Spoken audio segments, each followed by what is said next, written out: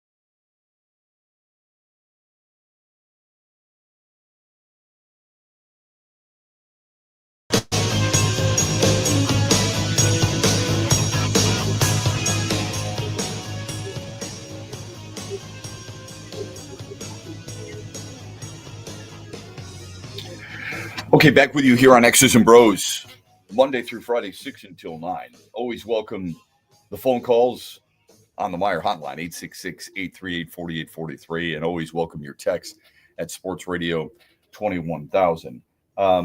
Just a reminder that if you want to see the Tigers go play on opening day, it's their home opener.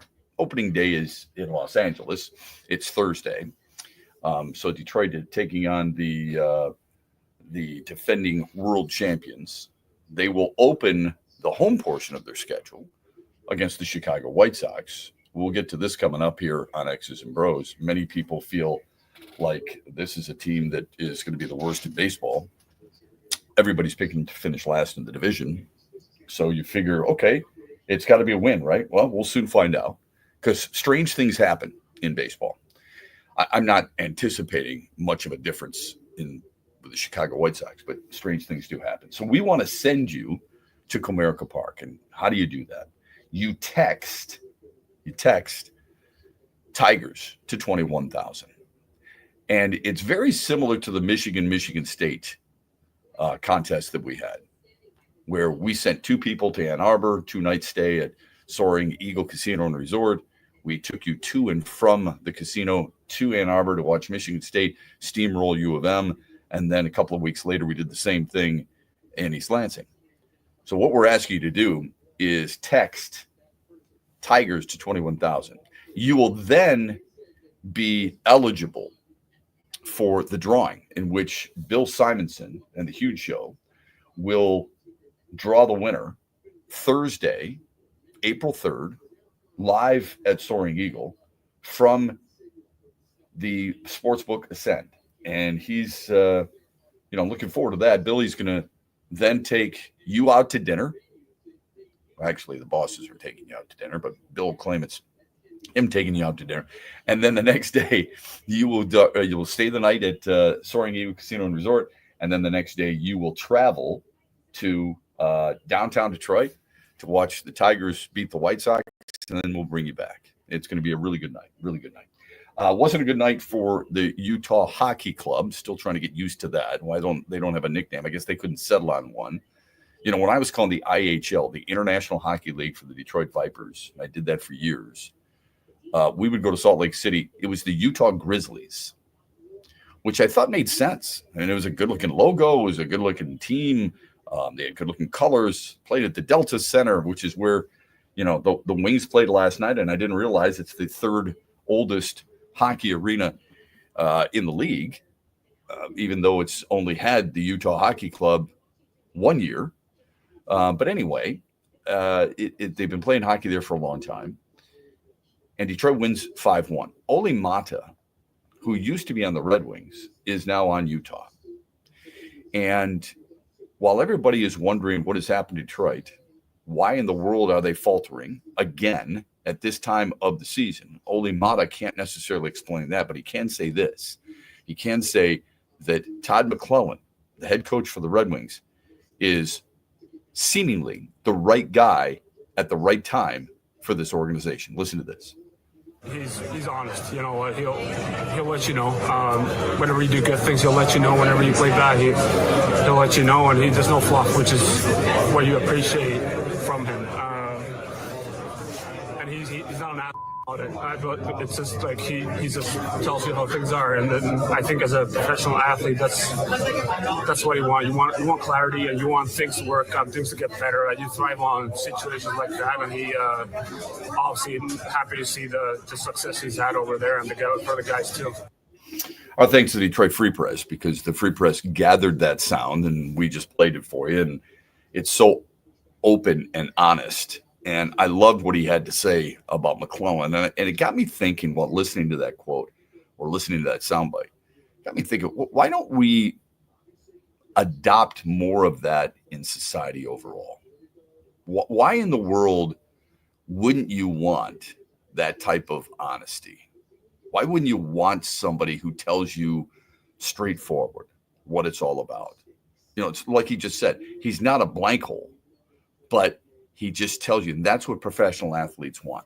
Why special athletes are special for their physical ability, and I think their mental ability too. I think it's undersold just how hard it is to do what they do at the highest level and fail on a regular basis.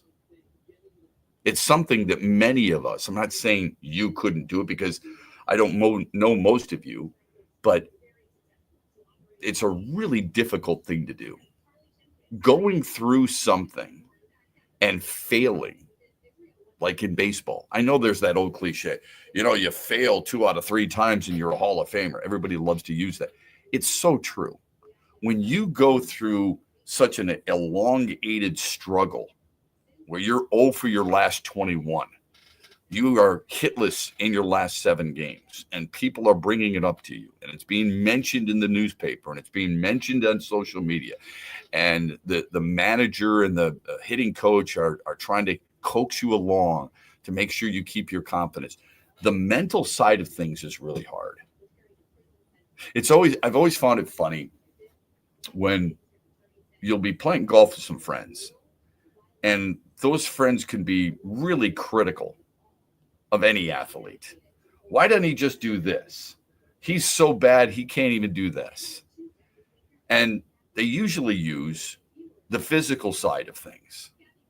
But the mental side, I think, is equally as challenging. And it's the same people who may miss a 5-foot putt for 50 cents on green. You may have some type of, skins game going on, and you don't want to lose too much money. All right.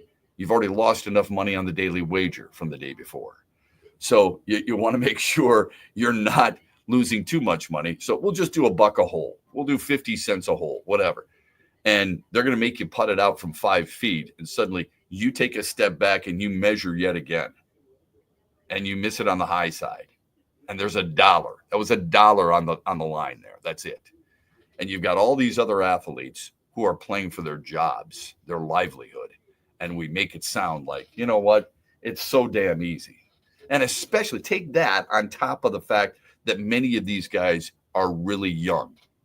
We mentioned it yesterday. Ron Holland's 19. Jalen Duren's 21. You got guys who are 25 years or younger playing for the Tigers. Do you judge Jace Young? Is he a bust? Is Casey Mize a bust, although he's 27? Spencer Torkelson, Wenzel Perez, all these different guys. Is Colt Keith going to be able to continue? They all hear it. They all know it. And the other thing about sports is, unlike a lot of things in life, where you're getting plenty of opportunities, you're not getting many opportunities in sports. They are deciding on you rather quickly.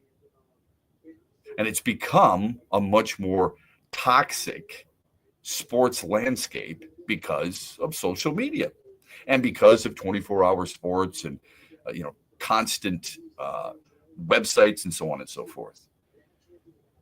I don't know why we don't take more of an approach of that honesty lane that Todd McClellan is steering the Red Wings in, because they want it. They thrive on that.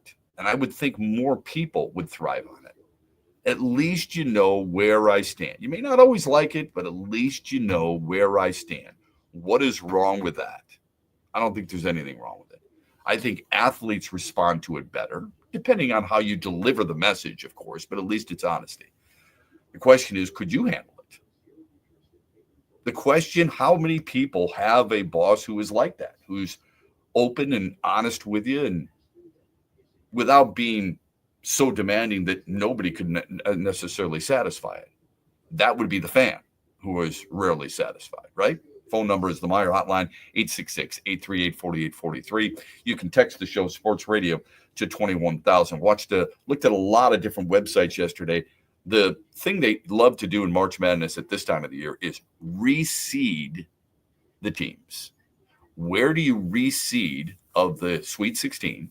Where do you reseed Michigan and Michigan State? We'll get to that on the other side when we come back on X's and Bros, brought to you by Ferris Coffee.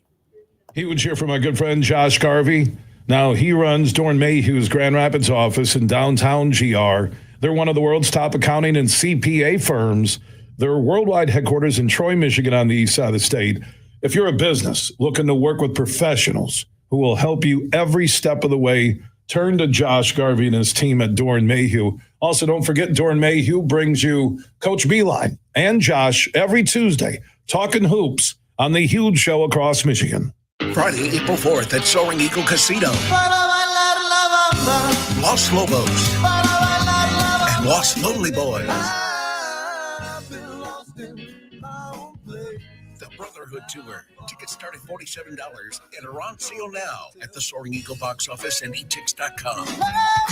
April 4th at Soaring Eagle Casino and Resort, East LA Beach, Mexican. The Brotherhood Tour. Los Lobos and Los Lonely Boys. SoaringEagleCasino.com. The Freddie the Pizza Man Foundation is dedicated to providing support to families and Michigan schools touched by autism. We invite you to join us in supporting these families and schools by making a donation at FreddyThePizzaMan.com. With your donation, you can help provide essential resources that can make a real impact. Visit FreddyThePizzaMan.com to make a donation and to learn more about the foundation's mission. That's FREDI, thepizzaman.com. Together, we can make a difference. Coming right at you, the excitement you've been waiting for. Eagle Casino and Sports, the mobile casino made in Michigan, made for Michigan. Play slots and table games with live dealers at one exciting site, playeagle.com. Sign up today and get a match deposit up to $1,500. That's right, up to $1,500 plus 100 free spins. Eagle Casino and Sports. Go to playeagle.com and start winning today. Must be 21 or older and in Michigan to play.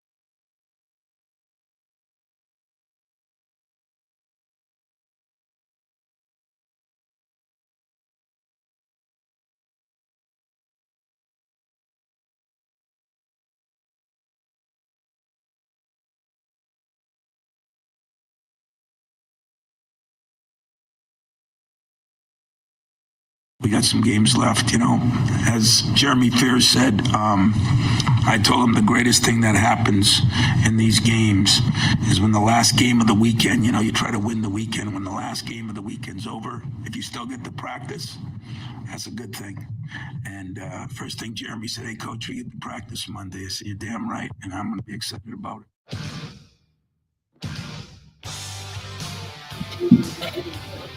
Tom Izzo following his team's win over New Mexico the other day.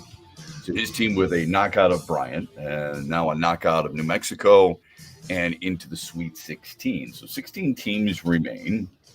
And what you usually get at this time of the year in March Madness, because you want to keep it alive. You want to keep the discussion alive. You can't just have it on a Thursday leading up, a Friday after a round, and then a Monday after a weekend.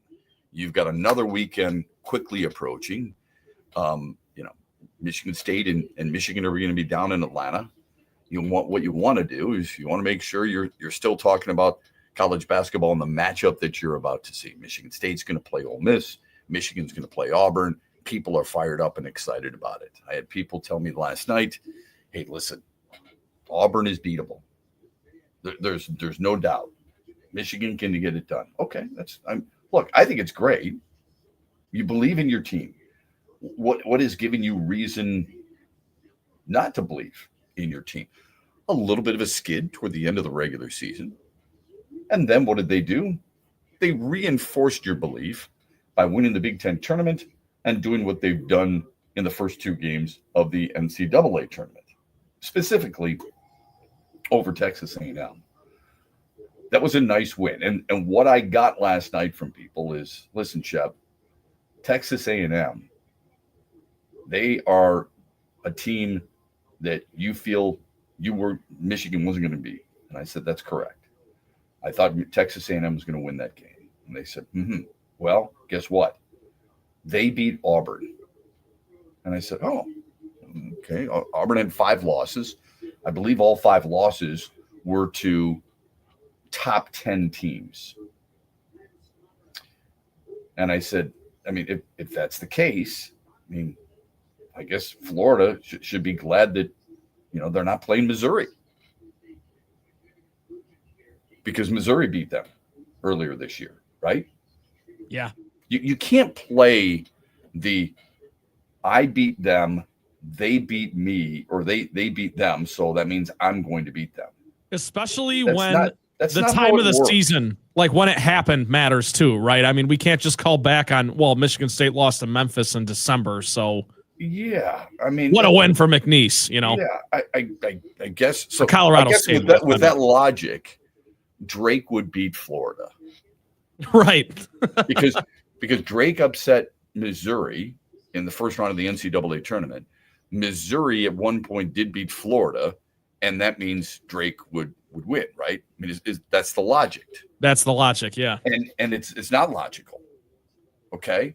No, it's stupid. Yeah, and thus, then when you take that a step further, Missouri lost to Memphis. Memphis beat Michigan State. Thus, Missouri would beat Michigan State. Thus, Drake would beat Missouri. And Drake would beat Florida. And Memphis would beat Florida.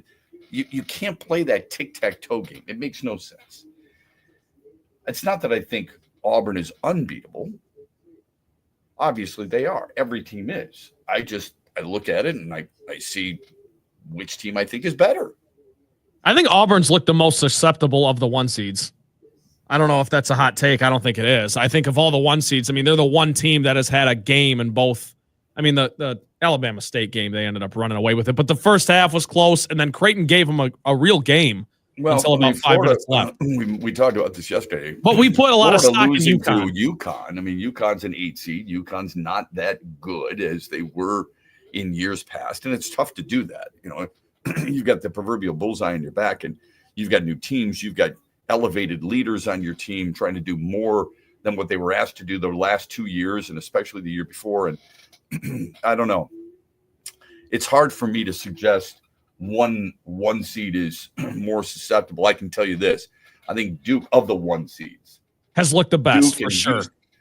Duke and Houston I think, have looked the best. That said, I did have Duke against Florida in the finals.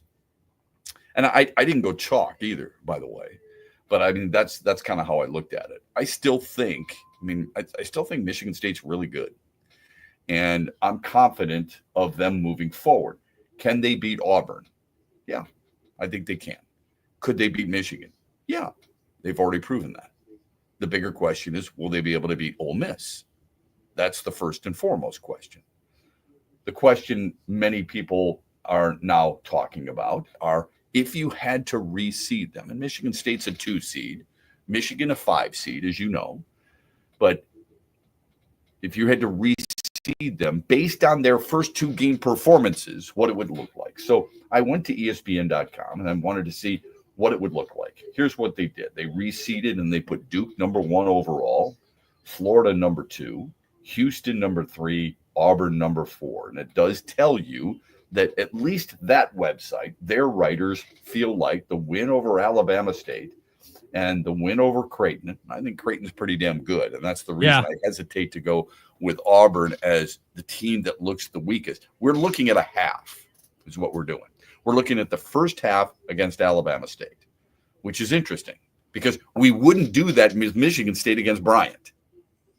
It's just of the 1 seeds, you only have 4 teams to look at. That much. But if you look at, is Michigan State the weakest of the 2s? And those 2s are Tennessee, Alabama, and Alabama's looked really good, and Tennessee. No, because St. John's lost. I said Tennessee. Yeah. So there was really only 3 2s left. St. John's looks terrible. So the 3 teams left who are 2 seeds are Michigan State, Alabama, and Tennessee. Who has looked the weakest of the remaining 2s? Tennessee has beaten Wofford, and they blew out UCLA. That wasn't even close. Alabama has beaten Robert Morris and St. Mary's. That game really wasn't close. And Michigan State, of course, has beaten Bryant and New Mexico, and we're down by as many as 10 to New Mexico. I mean, let's be honest with yourself. Yeah, if you're looking Michigan at a half, State they were down at halftime. The weakest of those 3 2s. It was a scary first half against Bryant that made people scratch their heads. And then there was the deficit there against New Mexico, which I wasn't worried at all. But some people might, if you're looking at it from an aesthetic standpoint, and you're willing to say that about Auburn, which is fine, I'm not saying you're wrong, then you have to be honest and say, okay, Tennessee and Alabama as 2 seeds have been more impressive than Michigan State as a 2 seed. No, totally. And that's what I've got, except I would say, I mean, Alabama did get a bit of a scare from Robert Morris, but that was in the first round, and then they turn around and waxed St. Mary's. So I agree with you. I think Michigan State of the 2 seeds left looks the weakest, but it's a similar logic as what we use for Auburn, which I don't have a problem with, which is just it's the lesser of all the evils, right? You look at the other 2 seeds, and it's like, well, Tennessee's been very impressive. Bama's been impressive for 3 halves. Michigan State was down at halftime to New Mexico and down by as many as 10 in the first half. Right. And it was closer against Bryant in the first half than many people would like too. Correct. Or would have expected. So I think that's fair. Anyway, so ESPN has those 4. Number 5 they have is Tennessee. Number 6 they have is Alabama. Number 7 they have is Michigan State. Then they have Kentucky. I like it. That's hard to argue with because Kentucky steamrolling Illinois. I mean, in the final score, oftentimes the final score doesn't necessarily indicate exactly where they are. Then they've got game Texas was a snooze Tech fest. as the number 3 seed at number 9 overall. I would have a little bit of a disagreement there. I think BYU as a 6 seed beating VCU and Wisconsin to me has been more impressive than Texas Tech. You could even make the case for Michigan, and so the reason for Michigan is because the fact that they beat Texas A&M. I mean, sometimes it comes down to just as basic as that. The chic pick that so many people had was, I'm taking UC San Diego over Michigan. Why is that? Well, because all the national people are telling me this. Well, I mean, you have to bring up certain reasons why you have an idea of one team upsetting another. It's a fair argument. It was completely fair to say, well, UC San Diego forces a lot of turnovers, and they do. Michigan turns it over a lot, and they do.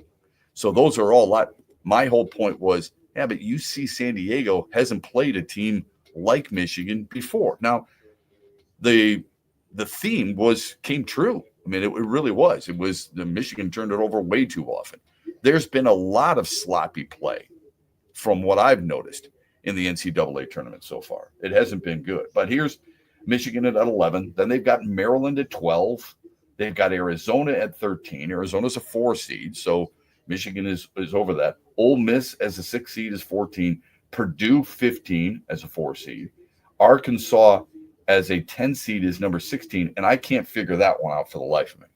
I think Arkansas, you can make the argument that Arkansas has been the most impressive team in the tournament so far. I was just going to say, if you had to choose your opponent, I don't think Arkansas would be the last opponent you'd choose.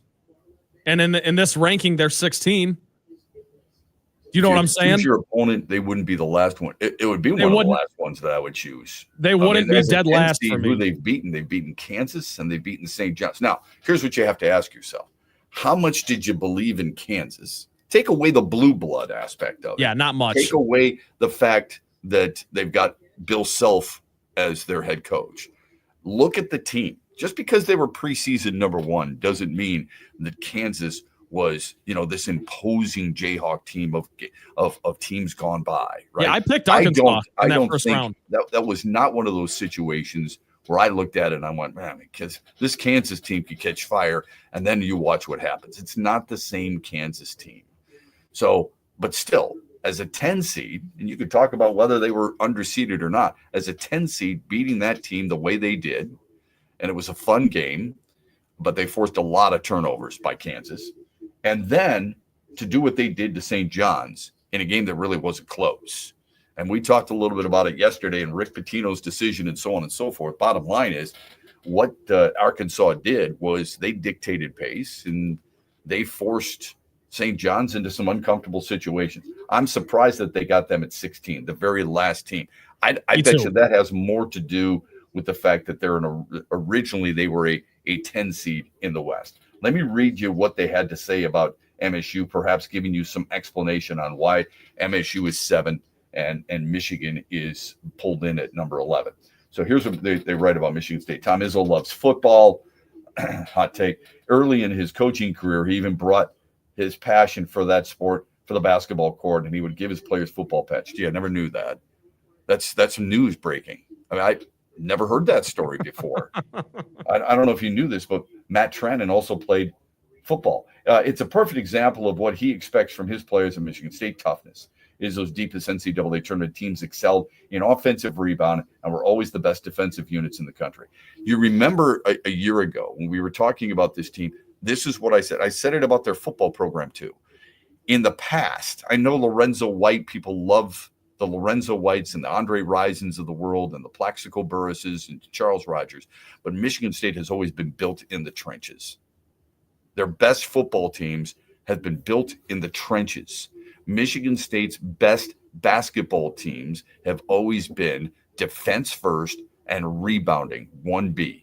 That's what it's always been about. And I said they got away from that a little bit last year. This year, that's something that they must correct. And they have done that. Izzo's deepest tournament teams excelled in that regard. This season, Spartans, they write, have only one player, Jace Richardson, on NBA radars. They're shooting poorly from 3, as evidenced by a 4 for 15 effort beyond the arc against New Mexico. But they're 19th in offensive rebounding, 5th in adjusted defense efficiency. They have got grit. There you go. In the moments that measure a team's competitiveness, this group continues to win. That's why Izzo is back in the Sweet 16. And, of course, they play Ole Miss on Friday night at 7 o'clock. Michigan, here's what they write. When preparing for Michigan, every opposing coach focuses on limiting the program's 2 7-footers. It's a wise, if incomplete, approach that doesn't account for the rest of the top-scoring team from inside the arc. The 5 teams Michigan just beat, Purdue, Maryland, Wisconsin, UC San Diego, and Texas A&M, can attest to this. Trey Donaldson. And look, this kid has been really good in the postseason. If you want to count the Big Ten tournament as postseason, which it is, he has been one of their best players. And you could argue their most clutch player at times. And they're right. Donaldson has finished in double figures in 4 of those 5 games. Namari Burnett has registered double figures 10 times since January, but he hasn't been great so far in the postseason. Against the Aggies in the second round, Roddy Gale had 26 points. All 3 have combined to make 37% of their three-point attempts in the stretch, a key change considering Michigan ranks 200th in three-point shooting. So that's for ESPN. If you go to CBS, how much different is it with Michigan State and Michigan? They have ranked Duke, Florida, Houston, Auburn, Tennessee, Alabama, Michigan State. So the exact same 7. Then they put Maryland up there, which is a little surprising to me, at 8. And they had Michigan all the way down at 13. Number 16, they have Arkansas. Maybe people are just not impressed as much as I am with the 2 wins that Arkansas has. CBS Sports says New Mexico brought a great challenge to MSU. Spartans answered the call, and from a big picture confidence perspective, a lot will be gained by the way they closed their second round win against the Lobos. So they're hoping something carries over.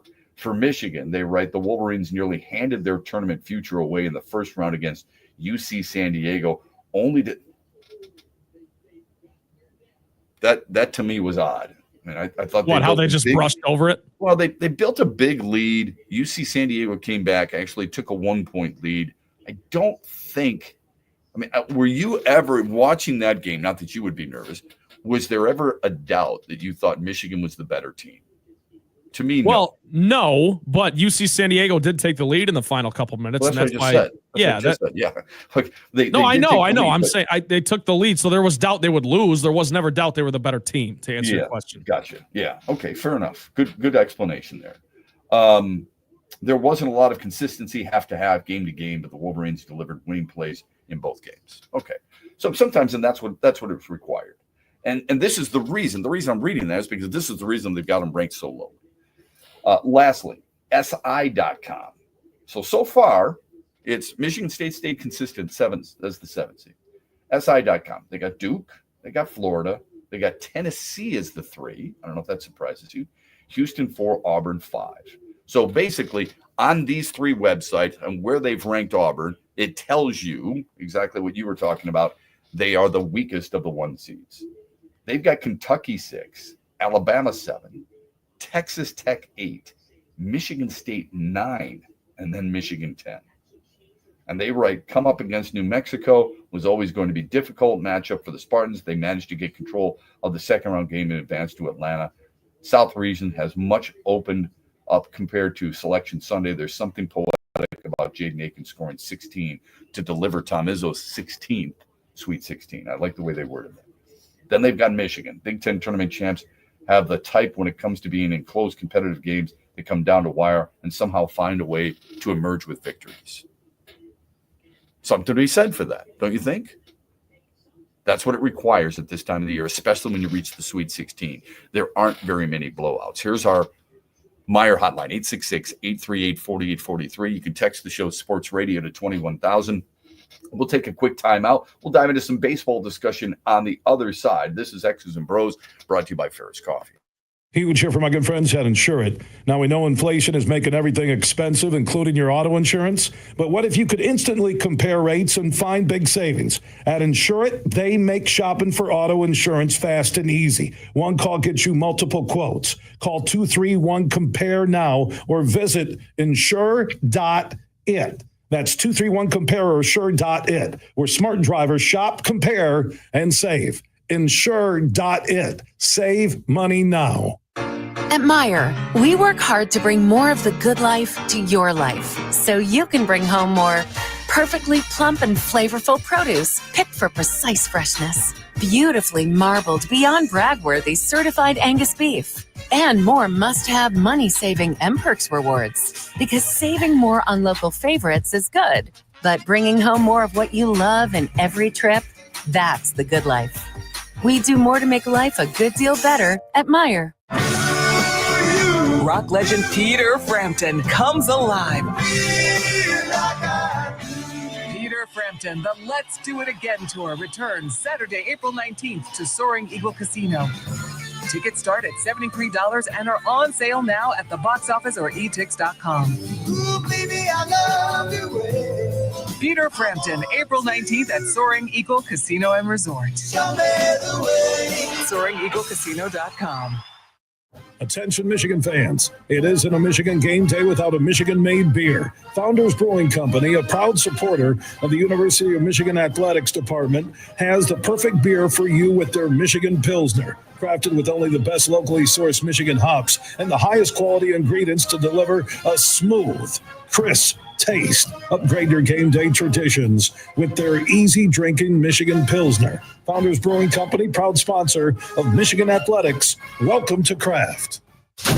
Hey, Michigan, let's go big. I'm Herman Moore, Lions All-Pro wide receiver, and I'm talking real big-time winning on the hottest slots and table games on one incredible app, Eagle Casino and Sports.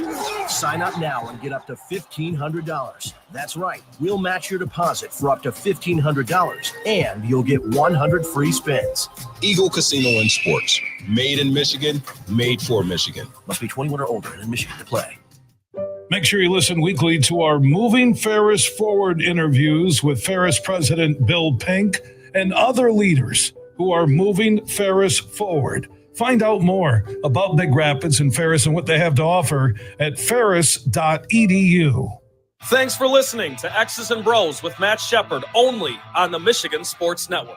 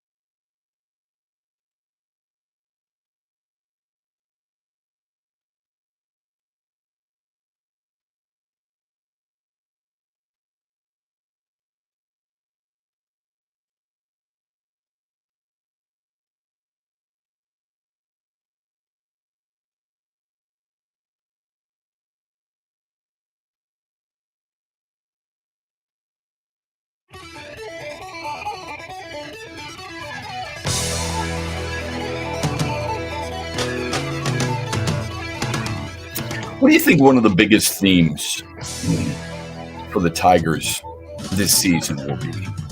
As you get ready for the regular season, and it begins on Thursday, and I know most people will be like, can they carry over the momentum, air quotes, from last year to this year? The big push at the end of the season in late mid-August, and then into the postseason against Houston, and then pushing Cleveland to 5 games. Can they carry that over? Is it a winning recipe? Look, I don't think it is. The pitching chaos. We'd love to nickname things in this town, and I suppose that they do it in a lot of towns. The pitching chaos, will it carry over? Many people didn't feel like it was, you could duplicate what Tampa did for so long and churning the roster over, making sure you're not paying high-end guys, shipping them off, bringing in prospects, bringing in role players, and suddenly you're winning with Brandon Lau as your number 2 hitter or your number 3 hitter, right? Many people didn't feel like that was sustainable. But guess what? The Rays did it. So perhaps, just perhaps, some people don't feel like the Tigers can duplicate what they did. I'm one of those people. I don't believe they can. But I think many people feel like, okay, the momentum from last year, will it carry over into this year? They're excited about some of the young players, Jackson Jobe specifically, and I get that because I'm excited about him as well. But I really think at some point during the season, I don't know when it's going to be. It's not going to be opening day when Skubal throws against the Dodgers. It's not going to be that. But at some point during the season, when Tarek Skubal is kicking ass like he did a year ago, people are going to wonder, why have they not signed him to a long-term deal? Now, perhaps that was more of a conversation a year ago than I'm leading on. I think it was right around the trade deadline. And then after that, it was like, okay, let's focus on the second half. He's going to be here and move forward. He's the best pitcher in baseball. He's going to command, you would think, based on who represents him, he was going to command a massive salary. I would guess he could get $40 million a year from somebody. The Yankees would pay him $40 million a year right now. The reason I ask that is because, I don't know if you saw this, but the Guardians, who are I think it's a franchise many people would try and emulate. I don't think it's fair to say they're jealous of them, but I do believe it's a franchise many people look at and say, well, you know what? I give them a lot of credit. They've got a small payroll, and what they're doing right now is pretty impressive. Here's what they've done. 5 days before the season opener, Cleveland locked up what many people consider one of the key pieces of their core. They signed Tanner Bybee to a 5-year extension with a team option for the 2030 season. So here's what he's going to get. Per The Athletic, the deal guarantees Bybee at least $48 million and buyout of at least one of his free agent years. He's 26. Tarek Skubal is a better pitcher than Tanner Bybee. He, too, is 26. He'll be 27 in November. Tanner Bybee is considered the key piece for Cleveland and their pitching staff. Tarek Skubal is a key pitcher for the Tigers and their pitching staff. Why does Cleveland do that for a guy who's 2 years under his belt? I mean, he's had 2 good years. He was 10-4 his first year. Last year, he was 12-8. Last year, he had an ERA of under 3.5. His first year, he had an ERA of under 3. He's a good pitcher. There's no doubt. He's not in Tarek Skubal's realm, but he's a good pitcher. Cleveland saw something and said, you know what? Let's go get him. Let's keep him in our system. Overall, 31 starts a year ago, 25 the year before. I bring these numbers up just to give you a comparison. So 2 years for him. Skubal, 5 years. Not all 5 healthy. You and I both know that. First year, let's throw the first year out, can we? Because it was only 7 starts, I think. 7 starts, yeah. And perhaps 2023, understanding the issues, the injury issues, 15 starts. But still, he was 7-3 on the year. So here's a guy who's had a lot more starts than Tanner Bybee. Skubal's got 106. Bybee's got 56. So almost half as many as Tarik Skubal. Tarik Skubal's much more accomplished, Triple Crown winner from a year ago. We already can admit together that he is their most important piece, from a pitching standpoint anyway, moving forward. But we can also admit Tanner Bybee's asking for a lot less than Tarik Skubal's going to want. The point is the move in itself.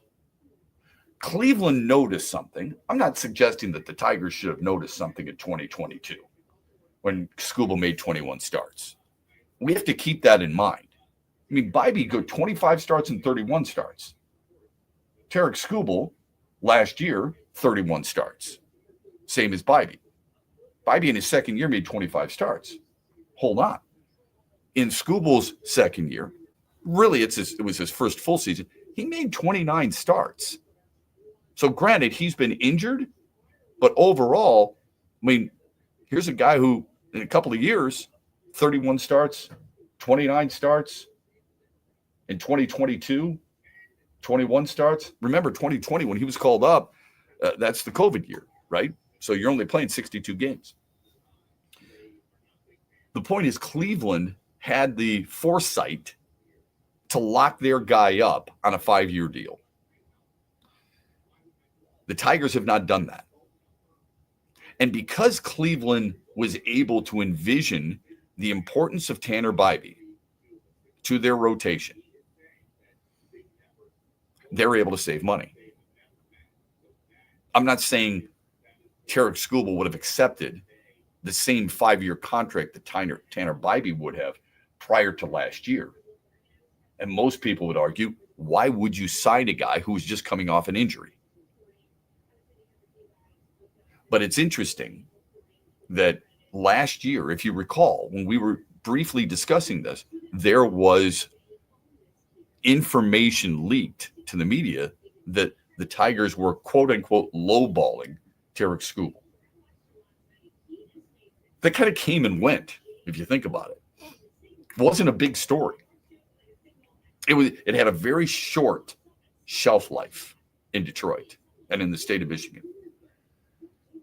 I wonder how hard they have tried to get a deal done with Tarik Skubal and why they haven't been able to get that deal done.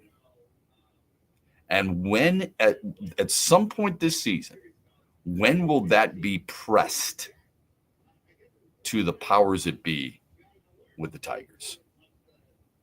When are we going to say, why haven't you locked up Tarik Skubal? Because you know what you're going to get. Well, look, we're in discussions with, but why haven't you been able to do it yet?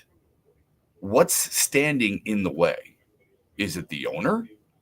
Is it the money? Is it the player? Is it the agent? And at what point do you look at that and say, you know what? It's going to be really hard for us to get this done. We may have to move on. We don't want to see that. Just like you wouldn't have wanted to see it from Verlander or Scherzer or some of the great Tiger pitchers of the past.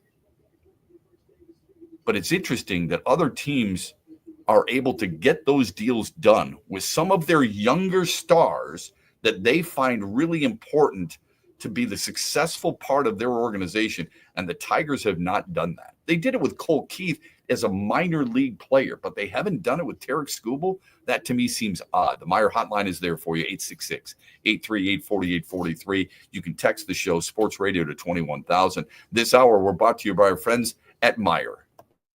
Friday, April 4th at Soaring Eagle Casino. Los Lobos and Los Lonely Boys. Brotherhood Tour. Tickets start at $47 and are on sale now at the Soaring Eagle box office and etix.com. April 4th at Soaring Eagle Casino and Resort. East LA meets Texican. The Brotherhood Tour. Los Lobos and Los Lonely Boys. SoaringEagleCasino.com. What's up, Michigan? You're listening to Shep. Don't forget the huge show later today at 3 on the Michigan Sports Network.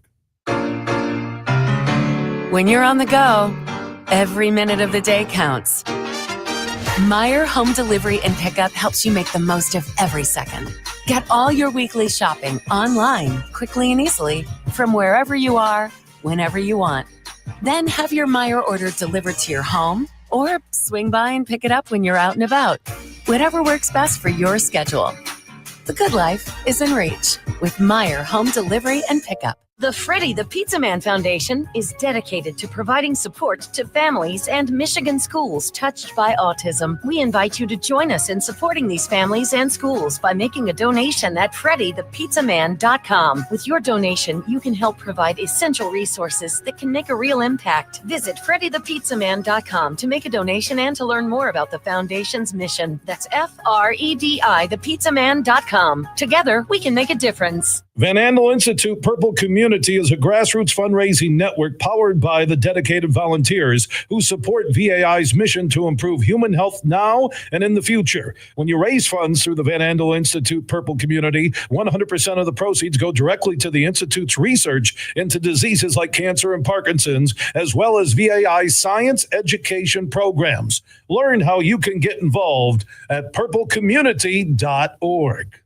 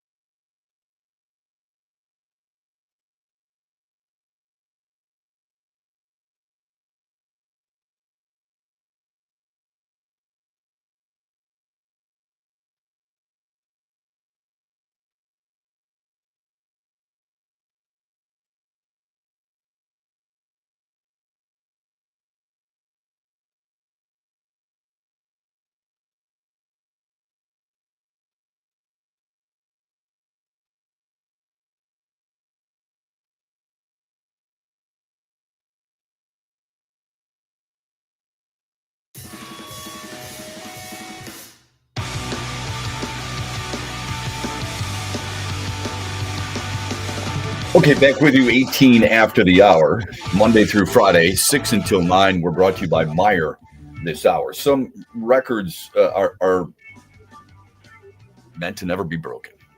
I know what some people say. Some records are meant to be broken.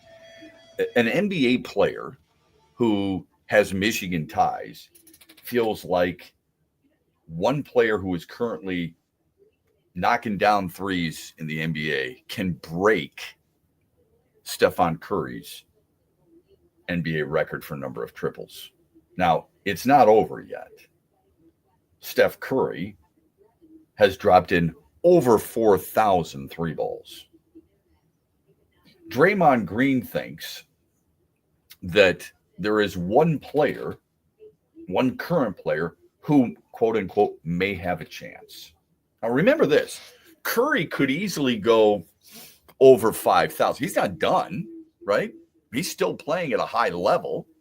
There's some misleading videos about him out there, like hitting a shot from the tunnel at the other when really it just brushed the net. But anyway, the point is that he's a guy who is arguably the greatest shooter of all time.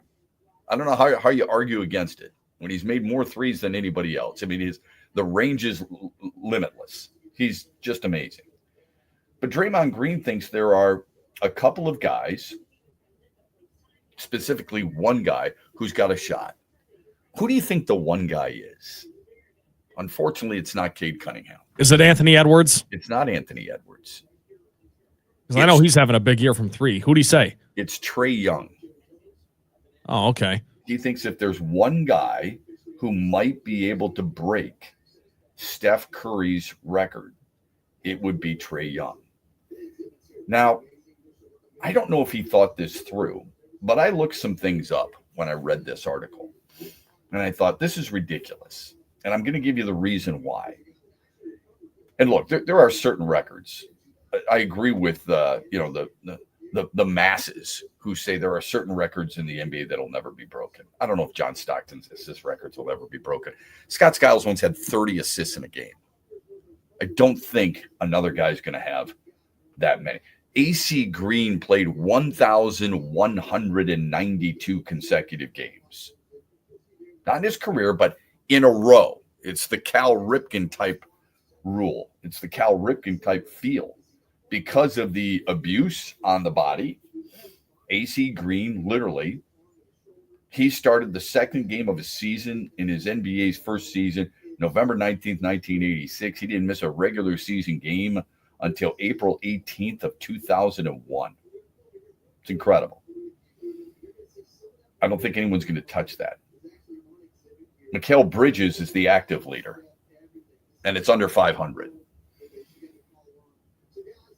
I doubt anyone's going to have more than, what did Wilt Chamberlain have? Like 2,200, 2,150 rebounds in a single season. I don't think anyone's getting that. All right. I don't think anyone's going to beat his minutes per game in a single season when he averaged 48 and a half minutes per game. That's incredible to me. No one's coming close to that. And I don't think anyone's going to score 100 either. I'm sure many people feel like LeBron James's over 50,000 points is safe. His playoff points are probably safe as well. But Curry's threes. Oh, and by the way, if you wanted to look at another one, how about two more? Can I give you two more? Bill Russell's 11 championships as a player, 11. Yeah, that's a good one. Okay, and Rasheed Wallace's technical fouls in a season. 41. 41. That's insane. That's one every 2 games. I love it. Yeah, you love it because he's a former Piston. I love it. Yeah. Yeah. You wouldn't love it if he was costing your team games. Of course not. To me, I thought and if it's somebody on a different team, you think they're a thug. What season was that? Does it say? You know, I mean, he's a guy who, to me, you know, I respect guys who have some control. I'm not sure he had any, but it was during the 2001 campaign. It was when he was in Portland. Gotcha. Which maybe is a big reason why they wanted to get rid of him. I don't know. Anyway, Steph Curry's number of three-pointers, to me, for the most part, I think it's safe. Think of this. So he's got over 4,000. What does he got? 4,010 right now. I don't think I updated it from last night. If they played last night, I can't recall. James Harden has roughly 3,100. That's how far ahead Steph Curry is. Damian Lillard. We're talking about active players. Damian Lillard is 4th all time in threes. That might surprise some people. It goes Steph Curry, James Harden, Ray Allen, Damian Lillard. I would have guessed Klay Thompson ahead of Damian Lillard. But Damian Lillard is 4th and 3rd among active players with 2,804. Long way to go. Steph Curry's number 1. Draymond Green thinks Trae Young's has a shot at catching him, and Trae Young is 94th. He's got 1,242. Here's the issue that Draymond probably needed to research a little bit more, and that is that Trae Young makes 2.5 a game, or 177 a season. Steph Curry averages 4 per game and about 250 a season. In other words, and look, in today's day and age, I mean, with the way the NBA is played now, we can dispute on whether or not it's a good product and whether you like it and whether you would change some things. Go ahead. I mean, I open that conversation. We've had that conversation on the fringe a little bit in the past. I don't like the number of threes, but some people would argue that you've got better shooters than ever before. Does making threes make you a better shooter? There's a debate, okay? But if you look at it and you think 3-point shooting is something that should be curtailed, I would remind you that you have 6 of the top 9 3-point makers in the history of the game are playing right now. 6 of the top 9. I think that's pretty cool. Steph Curry, James Harden, Damian Lillard, Klay Thompson, LeBron James, and Paul George. Those 6 players are in the top 9 in the history of the sport for 3-pointers made. The only 3 who are involved there that no longer play are Ray Allen, Reggie Miller, and Kyle Korver. Those 3 players, all retired, are in the top 9 as well. Now, I'm not a huge fan of the amount of threes taken in a game. I suppose I could get real nitpicky and say it depends on who is taking those threes. If it's Steph Curry or Klay Thompson taking the threes, I'm okay with that. Go for it, yeah. But some guys, I get a little tired of watching them jack up triple after triple after triple and thinking to myself, my God, man, I mean, why are you doing this? It is the biggest complaint when people talk about the unwatchability right now. It's number 1 on the list for everybody that says, I don't watch the league. Why? Well, too many threes. Sure seems like it. Yeah, it's the number 1 thing. I would argue that and the fact that they perhaps, and I think this is almost unfair, they don't seem to care. Like, that's bullcrap, right? I mean, this isn't. Yeah, they don't like the player attitude. The NBA has gone through some tough times. In the past, if you're too young, but in the 70s, people viewed it as a league that was full of fights. I mean, there's nobody at these games. Bad arenas, bad basketball, and people just didn't like it. 1980 changed everything. Cultural wise, I mean, if you look at 2 individuals who literally saved a sport, it was Magic Johnson and Larry Bird. There's no question. They would go on. Combined, they would have 8 championships. They'd have 10, how many MVPs? 6 MVPs. Each one won 3. They saved the sport. I'll give you another example of what I mean here in a moment. Got to hit a break. We'll be back after this. This hour is brought to you by Myers. Stay with us. Huge here for my good friends at Insurant. Now, we know inflation is making everything expensive, including your auto insurance. But what if you could instantly compare rates and find big savings? At Insurant, they make shopping for auto insurance fast and easy. One call gets you multiple quotes. Call 231-COMPARE now or visit insure.it. That's 231-COMPARE or Insure.it, where smart drivers shop, compare, and save. Insure.it. Save money now. Saturday, April 5th, Soaring Eagle Casino becomes Daryl's house. Don't miss a legend live, Daryl Hall, with special guest Glenn Tilbrook of Squeeze. Tickets start at $62 and are on sale now at the box office and etix.com. Make your favorite Sarah smile. Daryl Hall with Glenn Tilbrook, Saturday, April 5th at Soaring Eagle Casino and Resort, SoaringEagleCasino.com. At Meijer, we work hard to bring more of the good life to your life, so you can bring home more perfectly plump and flavorful produce picked for precise freshness, beautifully marbled, beyond brag-worthy certified Angus beef, and more must-have money-saving M-Perks rewards. Because saving more on local favorites is good, but bringing home more of what you love in every trip, that's the good life. We do more to make life a good deal better at Meijer. There's a new player in town. Hi, I'm Herman Moore, Lions All-Pro wide receiver, and I'm talking about Eagle Casino and Sports, the real money mobile casino. It's so easy to play. You can go from wager to winner to wallet, just like that. Sign up now and we'll match your deposit up to $1,500. Or you can get a risk-free bet up to $1,000. Eagle Casino and Sports, made in Michigan, made for Michigan. Must be 21 or older in Michigan to play.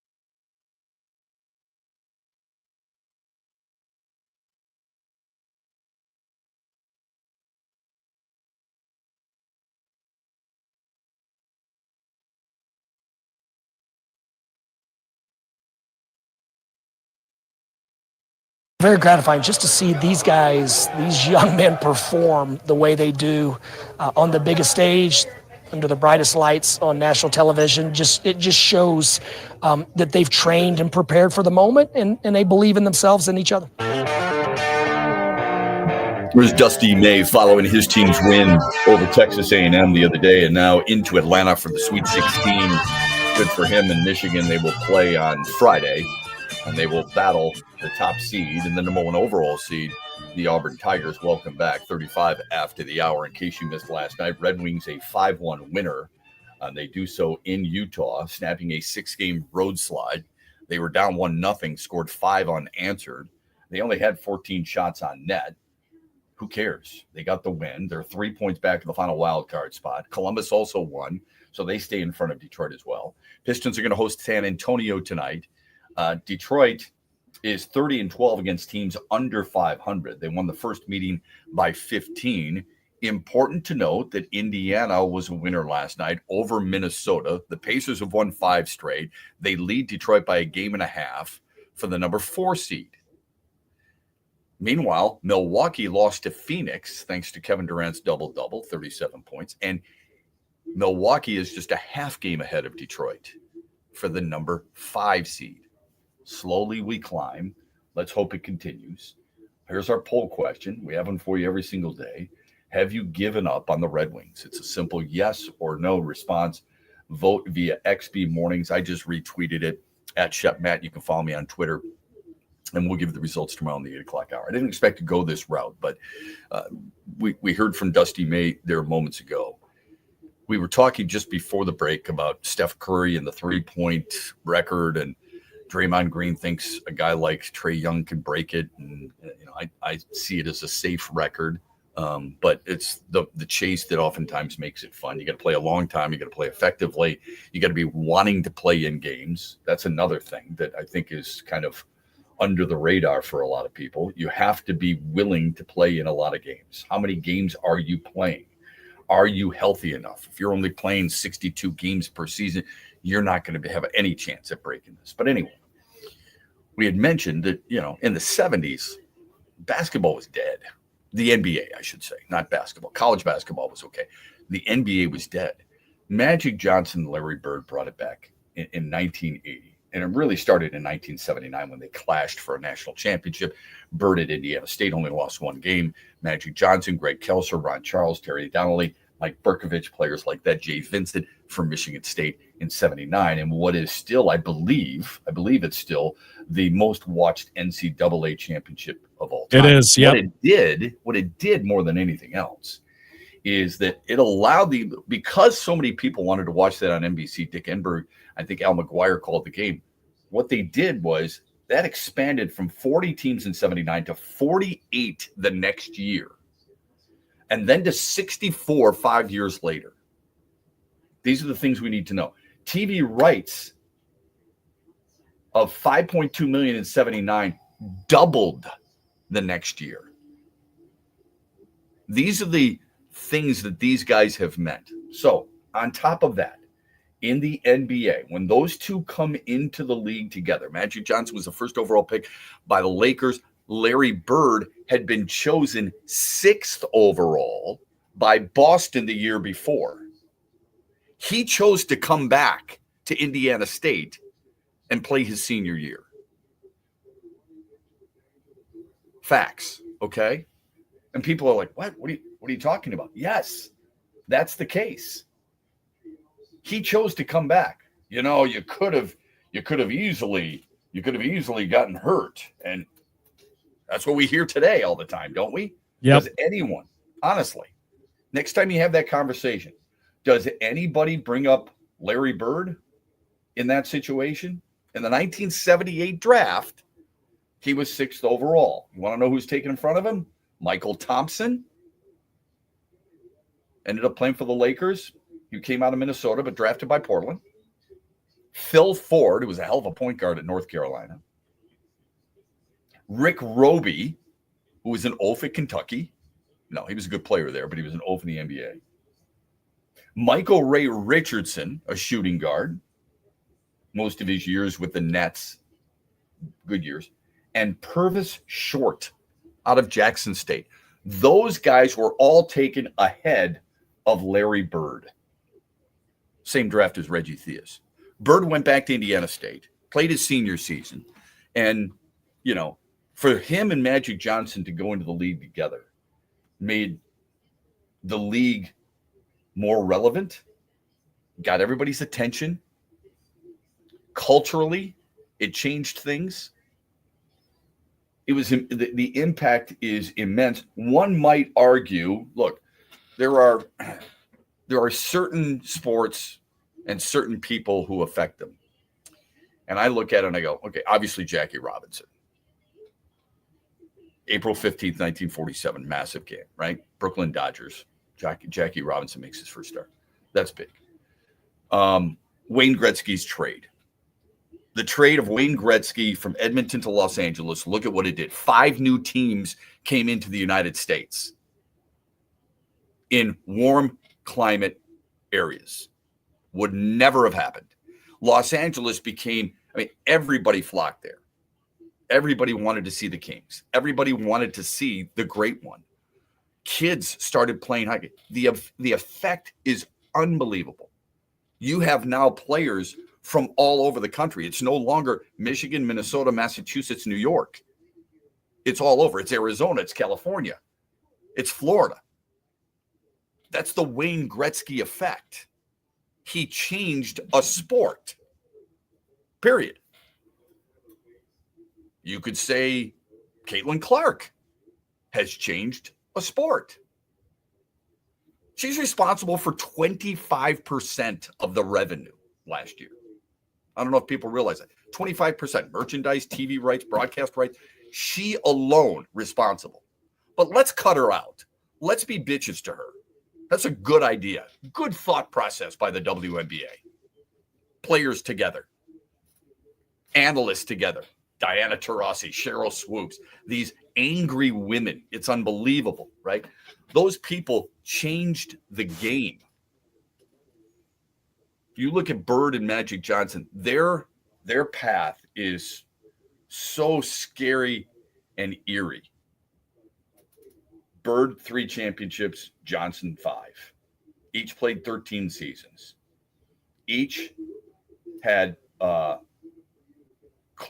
think Bird had 12 playoffs. Magic Johnson had 13. Each had 12 All-Star teams. Each were MVPs 3 times. Each were 9-time first-team All-NBAers. Each were 10-time All-NBA teams. Magic Johnson was never on an all-defensive team. Bird was 3 times, believe it or not. But that's pretty eerie, I think, considering 2 guys that come in. They changed everything. Think of this when it comes to money, for example. The highest paid player in 1979 was Bill Walton. He made $1 million.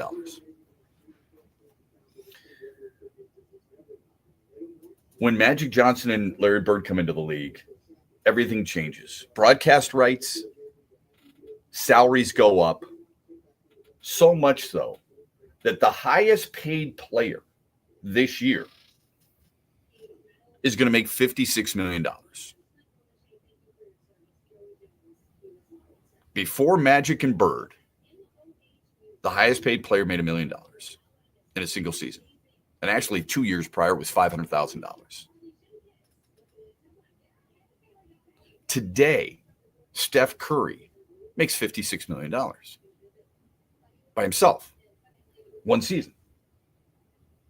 In 2030, the highest paid player is going to be Jason Tatum. He's going to make $71.5 million. That's a huge change, man. That is massive. They saved a league. They revived it. Maybe I shouldn't say saved. They revived a league. And it started with their college matchup in the national championship game. Others have done it with similar sports, as I brought up. You could say Curt Flood. Absolutely. regarding free agency and so on and so forth. But those are impactful numbers, man. Really impactful.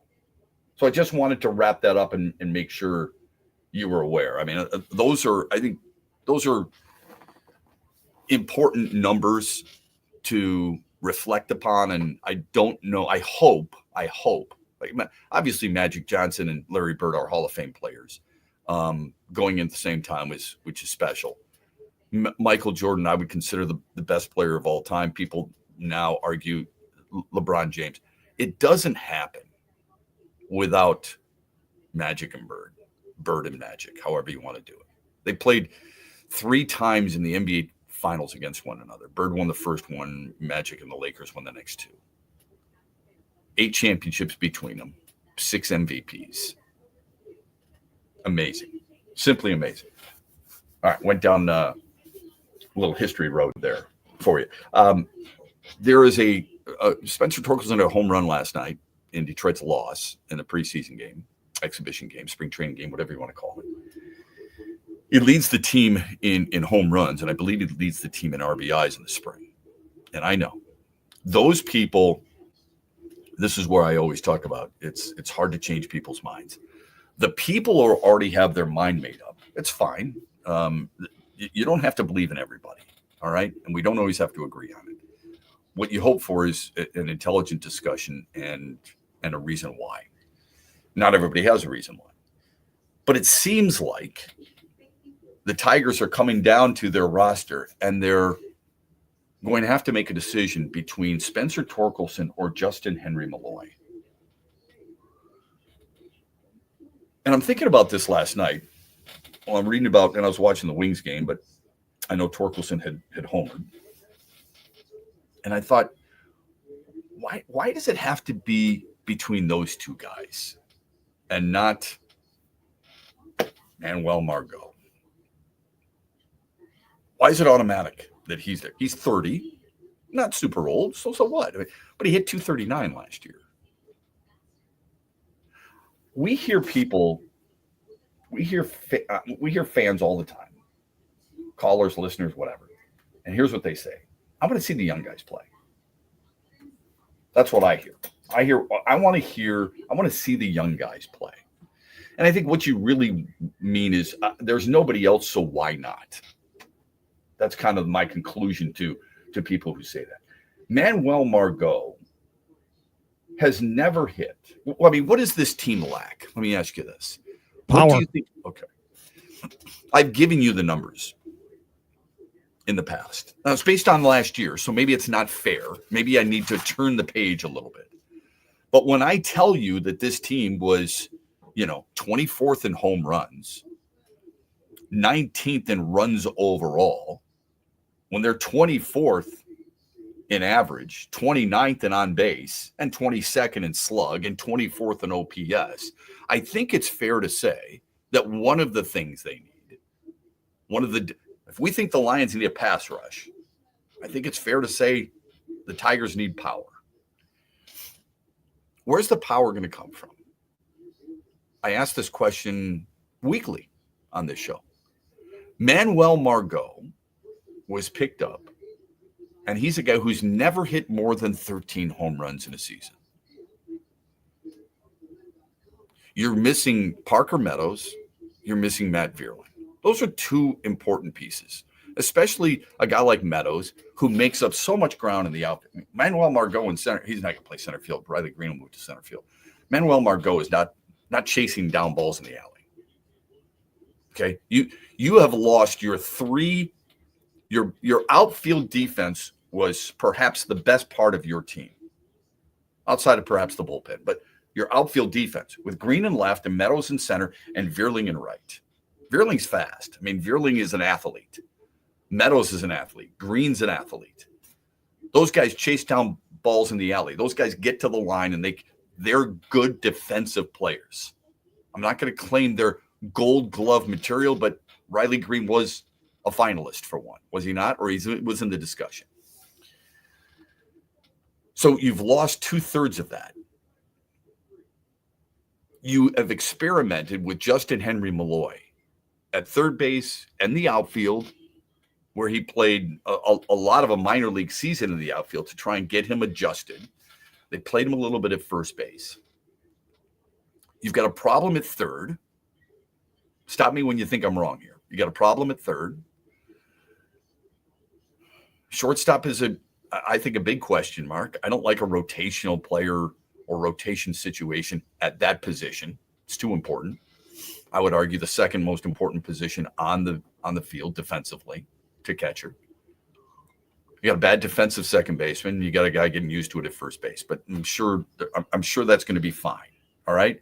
We won't know the impact or the lack thereof of Gleyber Torres until we start to really break down numbers and how many balls he's not getting to that he probably should get to. And the same thing with Cole Keith. Though that used to be a primary concern of mine, no longer is it. Third base and corner outfield are now a little bit of an issue for me. Wenzel Perez, decent hitter last year, wasn't he? Didn't do a terrible job in the outfield. Why is it the need to bring a guy like Manuel Margot, and now you're in a situation, it's either Justin Henry Malloy, who provides power, or Spencer Torkelson, who can provide power? Are you losing much defensively with Manuel Margot in left field compared to Justin Henry Malloy? Oh, I'm sorry, Jay Hen. God. Are we losing something like that? They would know better than I would. You kind of groomed Justin Henry Malloy to play a little bit of left field. Remember, Parker Meadows had some struggles. Want to be versatile for guys. He moves better than, I mean, you literally had Spencer Torkelson going. There's a part of me that sometimes I'm going, do they have the attitude of smartest guy in the room? If Matt Patricia's making this type of thing, everyone's saying what? Oh, you act like you're the smartest guy in the room. They had Spencer Torkelson for a few innings in right field. Nobody thinks he's a right fielder. If you're going to move him, why wouldn't you move him to third? Corner position, actually plays the infield, actually played there a little bit early in his minor league career. Justin Henry Malloy, you had him playing third. Shep, they've already come to a determination that he can't play there. Okay, but you're gonna clear a spot because these guys have minor league options, and you're gonna send one of them down when both can provide decent power for you, more power than the guy you're gonna keep who's 30 years old, batted .239 last year, and has never hit more than 13 homers in a season. Seems odd to me. If defense, let me ask you this. If defense is that important, why are you playing utility knives at third and playing a guy who had a really bad defensive rating at second base? Why? Doesn't it seem counterproductive to you? To me, it doesn't make much sense. The Meijer hotline is there, 866-838-4843. We're brought to you by Meijer this hour. You can always text us, Sports Radio, to 21,000. We're back with the 8 o'clock hour after that. It's time to go on the court with Tim Stout. It's a new day to celebrate and be free. It's a new day full of action and excitement because it's a day for winning. Only at Soaring Eagle Casino and Resort. It's a new day. Visit SoaringEagleCasino.com. Make that 16 Sweet 16s now for Michigan State basketball coach Tom Izzo in year number 30, 27 consecutive years in the tournament. The Spartans didn't exactly shine in a number of ways in the opening weekend, but his philosophy is always survive and advance. The Spartans' depth perhaps wearing down two teams in the second half this last week, both Bryant, and then, of course, the Spartans took care of New Mexico on Sunday night. 7 o'clock coming up Friday night against a tougher team, Ole Miss, one of 7 Southeastern Conference teams still left in the tournament. Michigan State with the win could even face Michigan again if the Wolverines can beat Auburn. All of that coming up this week. Huge here for the Michigan High School Athletic Association. You can stay up to date on the latest from Lansing 24/7 at MHSAA.com, at MHSAA on Twitter, and MHSAA on Facebook. The latest news, press releases, and stories connected to every high school in the state of Michigan, available for you 24/7 from the Michigan High School Athletic Association. Log on to MHSAA.com, at MHSAA on Twitter, and MHSAA on Facebook. And if you're looking for archive boys and girls high school sports, MHSAA.TV. That's MHSAA.TV. 24/7, everything you need to know about high school sports in Michigan. Log on to MHSAA.com. Thanks for listening to X's and Bros with Matt Shepard, only on the Michigan Sports Network. The Freddie the Pizza Man Foundation is dedicated to providing support to families and Michigan schools touched by autism. We invite you to join us in supporting these families and schools by making a donation at freddythepizzaman.com. With your donation, you can help provide essential resources that can make a real impact. Visit freddythepizzaman.com to make a donation and to learn more about the foundation's mission. That's FREDI, thepizzaman.com. Together, we can make a difference. When you're on the go, every minute of the day counts. Meijer Home Delivery and Pickup helps you make the most of every second. Get all your weekly shopping online, quickly and easily, from wherever you are, whenever you want. Then have your Meijer order delivered to your home, or swing by and pick it up when you're out and about. Whatever works best for your schedule. The good life is in reach with Meijer Home Delivery and Pickup.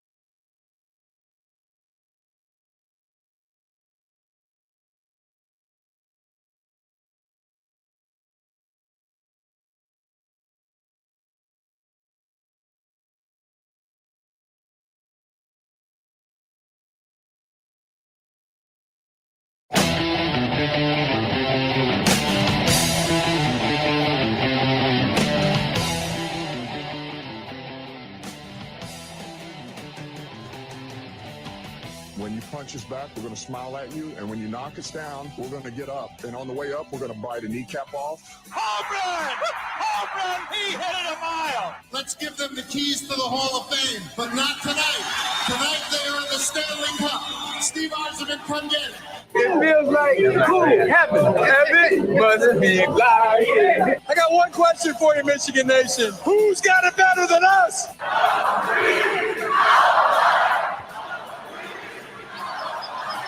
Right center field. That's got carry. It's gone.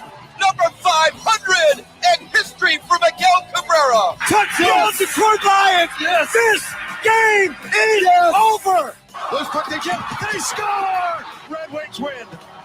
Detroit basketball. That Pistons basketball back in action tonight against San Antonio. Welcome into the final hour of X's and Bros, Monday through Friday, 6 until 9. Thanks for listening wherever it is you may be. Maybe you're in Cadillac on WKAD, the Ticket 93.7 FM in Grand Rapids, and Kalamazoo and Holland on the blowtorch that is WMAX 96.1 FM, The Game. Perhaps you're in Lansing. Our good friends at WVFN AM, The Game, 7:30 a.m. Steve Goff and company do a great job. Following our show is Tim Stout, and you heard him on the Michigan State on the court, and he is ready to deliver some good sports content a little bit later on The Game. And Traverse City, WKAD, 93.7 FM, The Ticket. In Petoskey and Charlevoix, WMBN, 104.7 FM, The Ticket. Northern Michigan. And of course, we stream live every day on X at XP Mornings, on Facebook, and on YouTube at X's and Bros. The phone number on the Meyer hotline, 866-838-4843. You can text the program Sports Radio to 21,000. Red Wings a 5-1 winner in Utah last night. Pistons, as I mentioned, playing San Antonio tonight, knowing, too, that Indiana won last night. They're up 1.5 on Detroit for the bid for the 4 seed in the East. And Milwaukee was a loser to Phoenix last night, so their lead over Detroit for the 5 seed in the East is down to a half game. We've got a poll question for you. Have you given up on the Red Wings? Yes or no? You can vote as often as you like at XP Mornings. And just a reminder that if you want to go watch the Tigers play the White Sox in the first game of the year at Comerica Park, that'll take place next week. It's next Friday. It's the 4th, all right? On the 3rd, they're going to have a day off, and we're going to give you 2 tickets to go see them. You have to register. How do you do that? It's easy. You just text Tigers to 21,000. On Thursday, April 3rd, Bill Simonson will broadcast live from Soaring Eagle Casino and Resorts Ascend, and they bring you this final hour of X's and Bros. So they will broadcast live there. He will, and you got to be there in person. He will pick the winner. That winner will have dinner with Bill that night. They will have a night stay at Soaring Eagle. They will be driven to and from the game on Friday against the White Sox for opening day. All you got to do is text Tigers to 21,000. If you can't go, or if you don't get selected to go, we invite you to come out to Soaring Eagle Casino and Resort, the Sportsbook Ascend. A watch party will be taking place with yours truly and Craig Monroe. So keep that all in mind as you move forward. Again, the final hour brought to you by Soaring Eagle Casino and Resort here on X's and Bros. We had a poll question for you yesterday. We got the daily wager coming up as well. Yesterday, we asked you this: which team is the biggest surprise to reach the Sweet 16? Is it Michigan as a 5 seed? Is it Arkansas as a 10 seed? Is it BYU as a 6? Or is it Ole Miss as a 6? And I think, when you look at this, you can make a case for a lot. Arkansas has been really good so far. I'm not a big fan of John Calipari, but he's done a wonderful job. He really has. You got to give him credit for that. It's been a couple of really nice wins for Arkansas, and to get to the Sweet 16. I saw both his games over the weekend, or Arkansas's games over the weekend, and in both broadcasts, and I think it's poignant. I mean, it's worth bringing up and repeating. This is one of his more enjoyable seasons. His years at Kentucky. Look, I mean, this is what I think. This is what pressure. Everybody feels it. I don't care how often you've been doing it. Don't tell me Nick Saban didn't feel pressure at times. He just handled it better than most. but you're going to feel pressure. The greatest of greats still have to deal with pressure. And a lot of it has to do with the fact that they are among the greatest. John Calipari will be known as one of the better coaches of his generation. He has enjoyed his time at Arkansas, and perhaps because that bar might be a little bit lower than the bar set at Kentucky. And I would argue it would be set a lot lower because of what Kentucky basketball is all about. Kentucky basketball, more wins than anybody else in the history of the sport. Legitimate blue blood, along with, Kansas and Duke and North Carolina. And I would throw UConn in there too. In the past, it used to be UCLA. But that's what they are. They win a lot of national championships, and you got to give them credit. But that's where the pressure comes from. John Calipari's done a really nice job. So you could make a case for each of those opportunities, or each of those options, I should say, as you took the opportunity to vote on the poll question. What did the people say, Trent Ballin? 31% said Arkansas, 30% close behind said Michigan, 23% BYU, 16% Ole Miss. I'm not surprised Arkansas won this poll, but I'm surprised that Michigan was second with 30%. I feel like most of our listeners wouldn't be surprised Michigan's in the Sweet 16. Yeah, that's interesting. I mean, they had to beat a 12 seed, and then they had to beat a 4-5, Yeah, when you beat Texas A&M, we all thought they were underseeded as well. What's going on in the SEC and the fact that they had 14 teams and how many have advanced to the Sweet 16 and so on and so forth. And I think it's for the first time ever, it's all Power 4 schools in the Sweet 16. That's correct. And when you see how Michigan had to beat a team like that, that's where I think it stems from.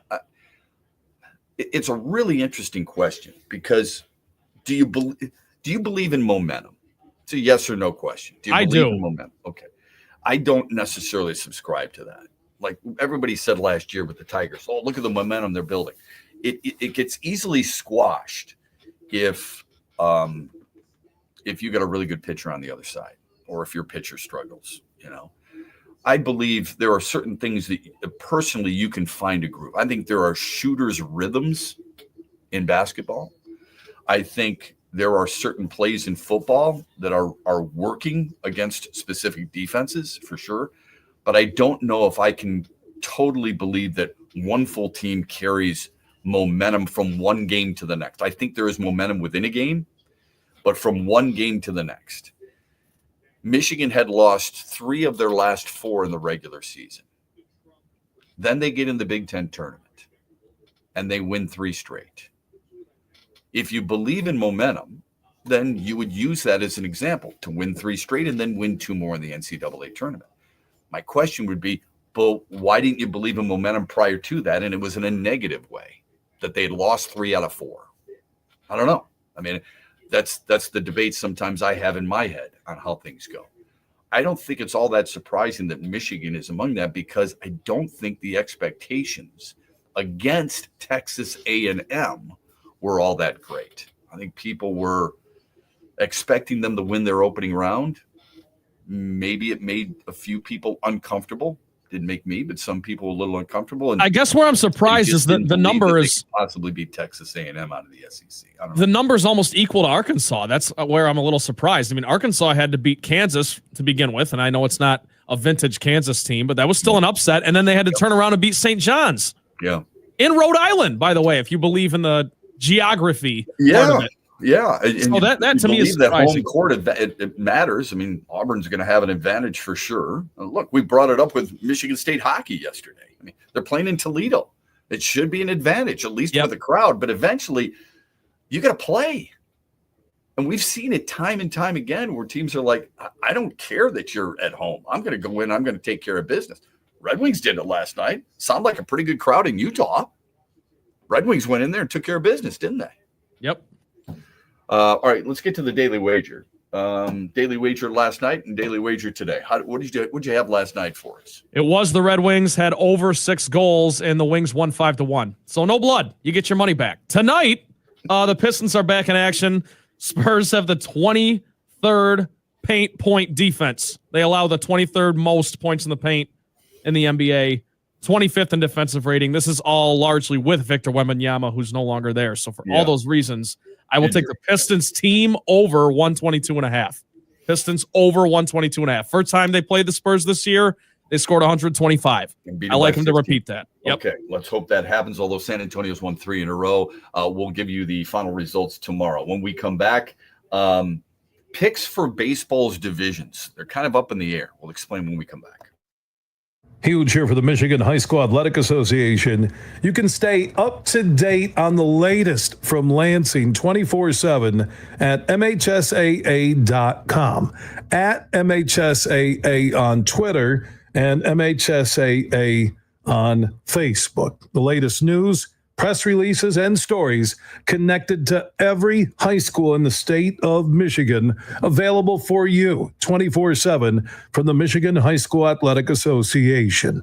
Log on to MHSAA.com, at MHSAA on Twitter, and MHSAA on Facebook. And if you're looking for archive boys and girls high school sports, MHSAA.TV. That's MHSAA.TV. 24/7, everything you need to know about high school sports in Michigan. Log on to MHSAA.com. Rock legend Peter Frampton comes alive. Peter Frampton, the Let's Do It Again tour returns Saturday, April 19th to Soaring Eagle Casino. Tickets start at $73 and are on sale now at the box office or etix.com. Ooh, baby, I love your way. Peter Frampton, April 19th at Soaring Eagle Casino and Resort. Show me the way. SoaringEagleCasino.com.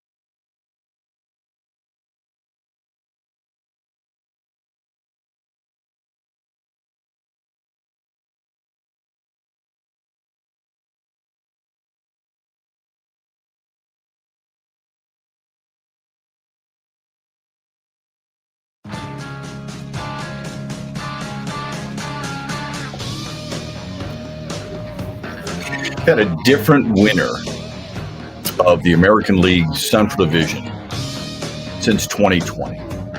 The last time there was a repeat division champion was Minnesota. Minnesota won it in 2019, won 101 games that year. And then they won the following COVID-shortened season with a 36-24 record. That's the year Detroit went 23-35, among the other worst. But every year since then, it has been different teams winning the division. You got to love that trend, Tigers fans. If you're a believer, I don't know. I like the little trends like that. I'm one of those people. Yeah, I mean, I suppose you'd be saying that if you're in Minnesota. Yeah, anywhere but Cleveland. Not if you're Chicago. You're sure as hell not saying that if you're in Chicago. But you get my point, okay? That yes, different champions have won the division. It's not easy to repeat it, but it also reminds you of how quickly things can change. Remember, in 2021, Chicago won with 93. They had 93 victories and they won the division. Tony La Russa was the manager. It was an absolute farce on how they played down the stretch, and for him to actually remember they lost 7 of their last 10 games. So you were talking about earlier how you believe in momentum.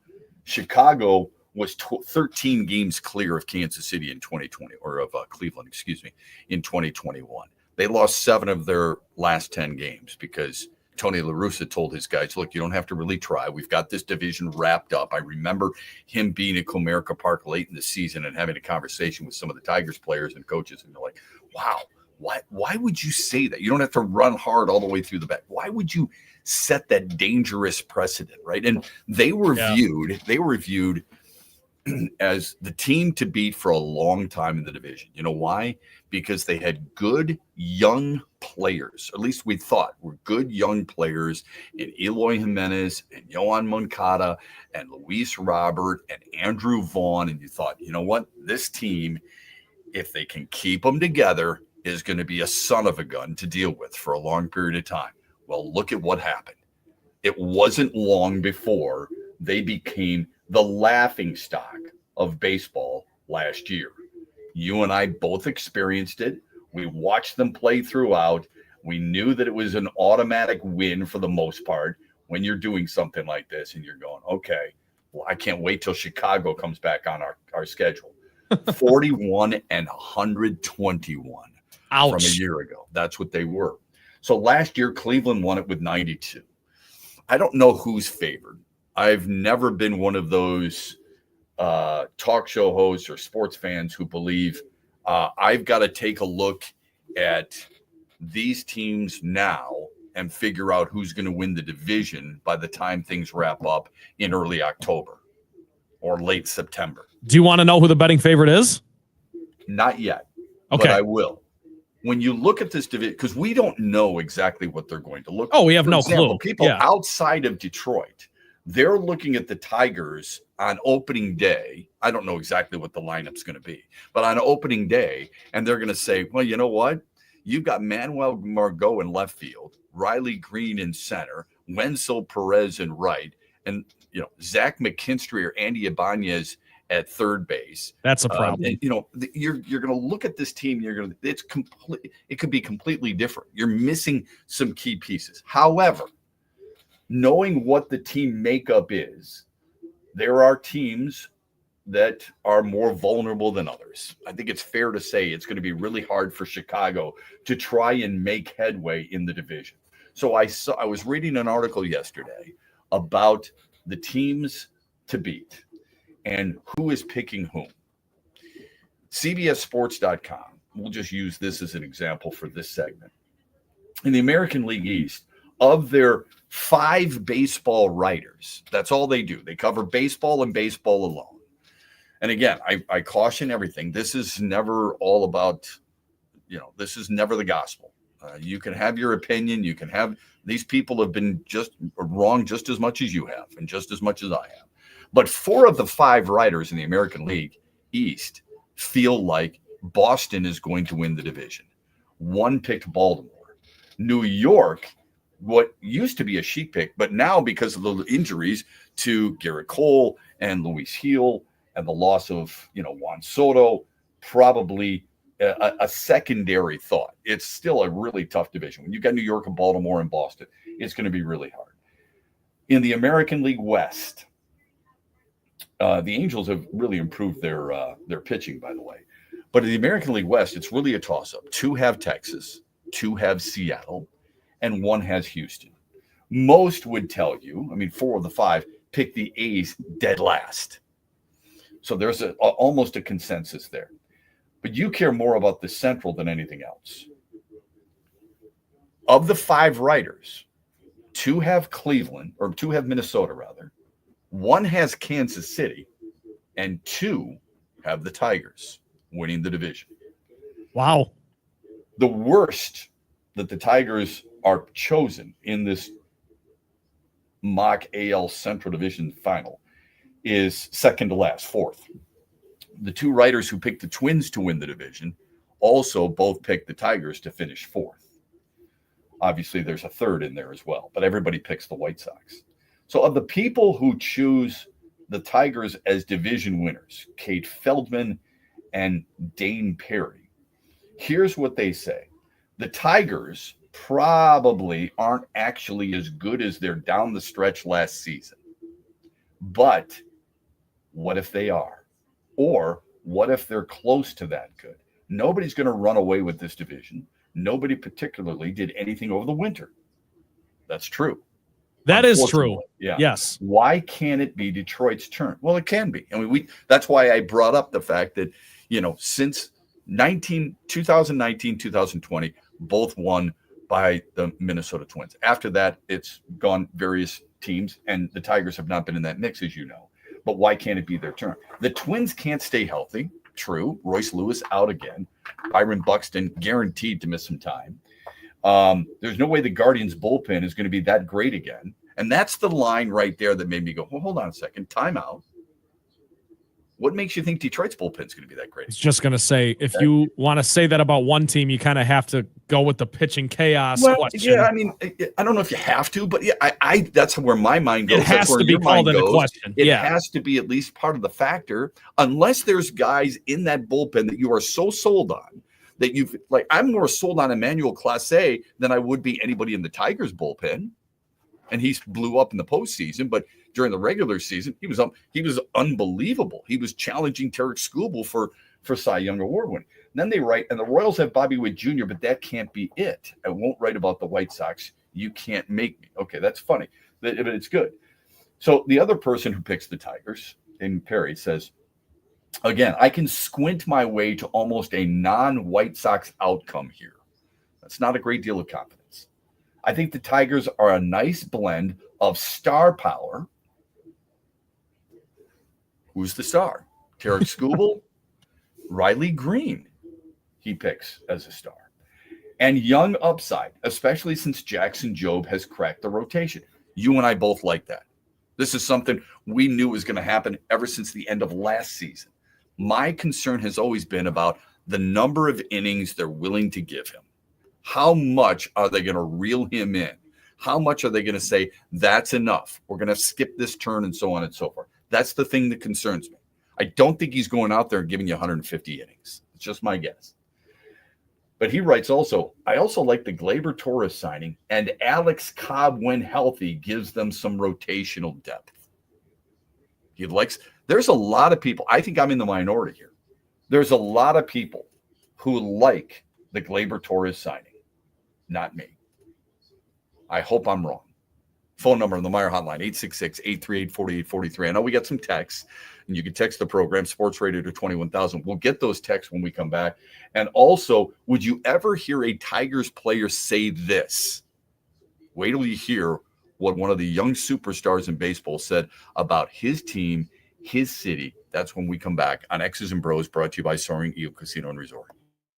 Huge here for my good friends from Insurant. Now, they understand inflation is driving up the cost of everything here in the state of Michigan, including auto insurance. But you don't have to overpay any longer. Insurant helps Michigan drivers compare quotes fast so you can find the best deal on a rate and start saving today. Call 231-COMPARE now or visit insure.it. Shop, compare, save at insure.it. When you're on the go, every minute of the day counts. Meijer Home Delivery and Pickup helps you make the most of every second. Get all your weekly shopping online, quickly and easily, from wherever you are, whenever you want. Then have your Meijer order delivered to your home, or swing by and pick it up when you're out and about. Whatever works best for your schedule.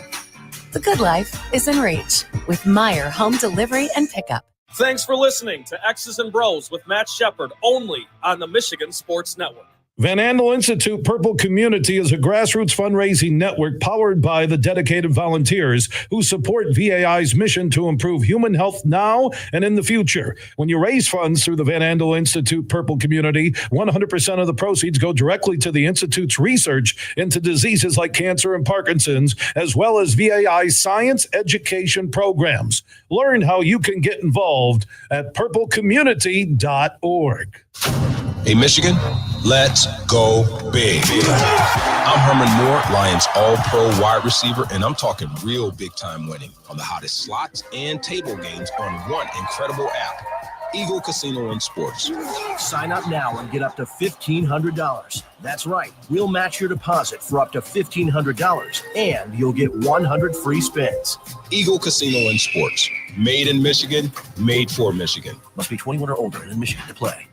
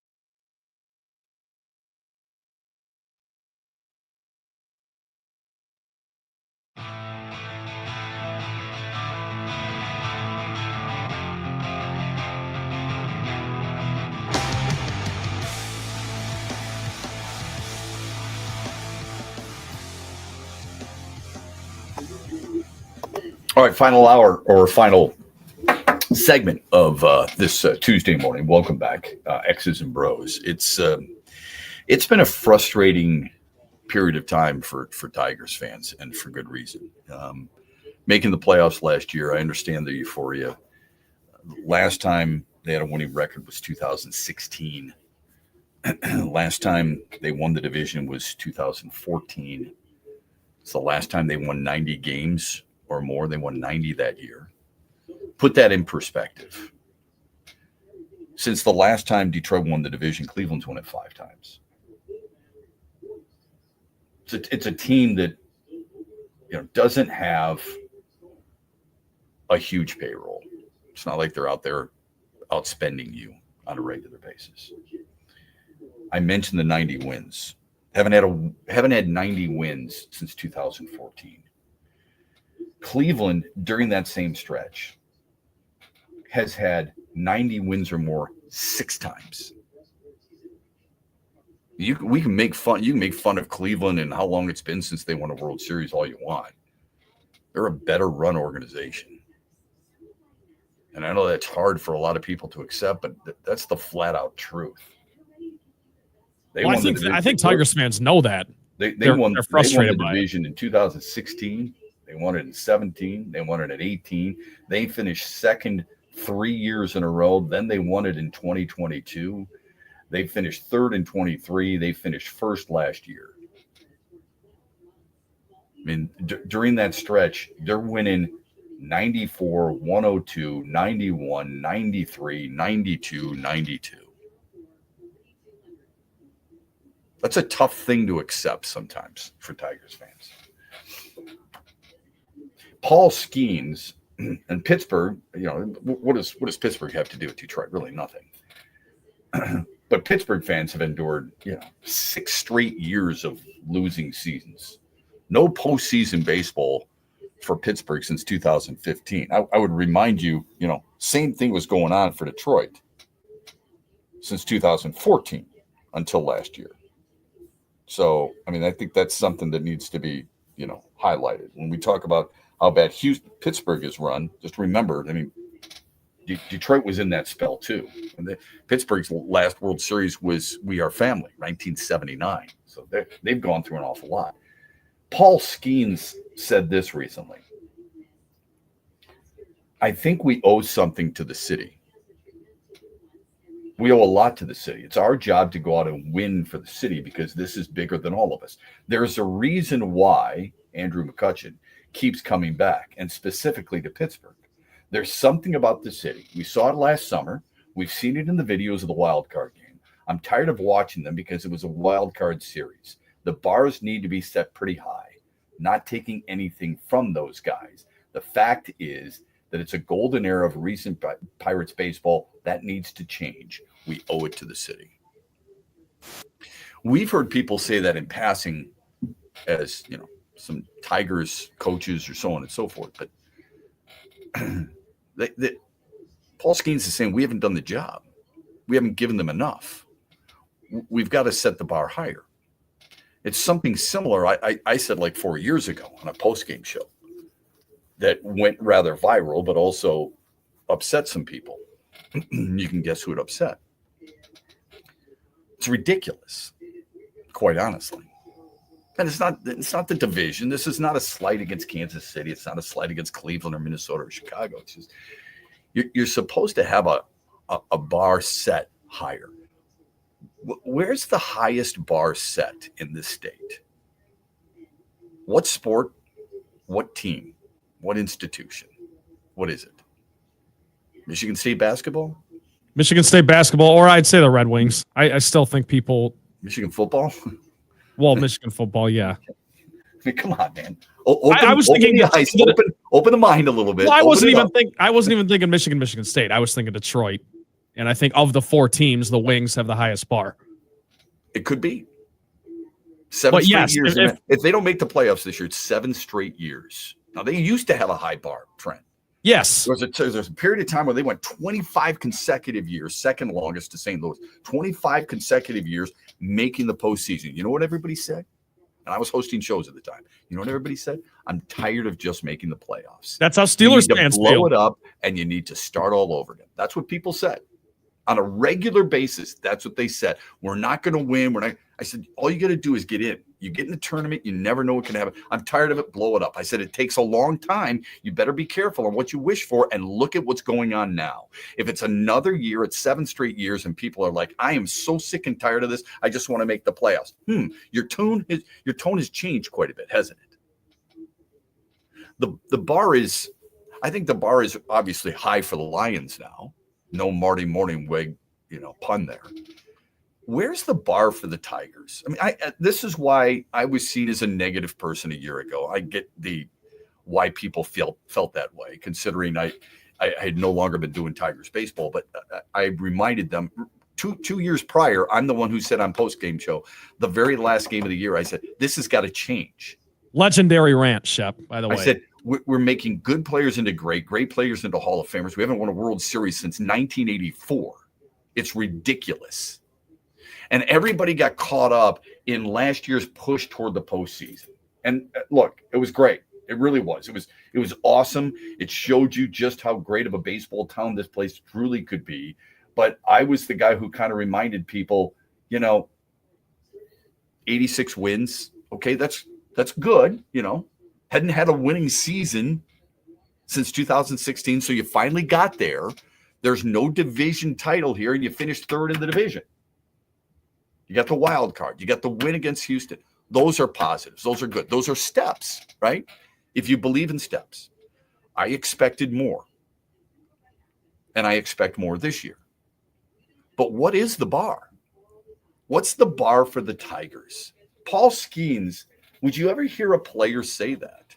And how would you feel if a player did say that? I think most people in any town would applaud the player. They would love it. Yeah. They would absolutely love it. And I'm sure he's won Pittsburgh over, not just because of what he said, it's because of Rookie of the Year last year and how dominant he was and so on and so forth. Wouldn't you love a young player to come out and say, we should win the division.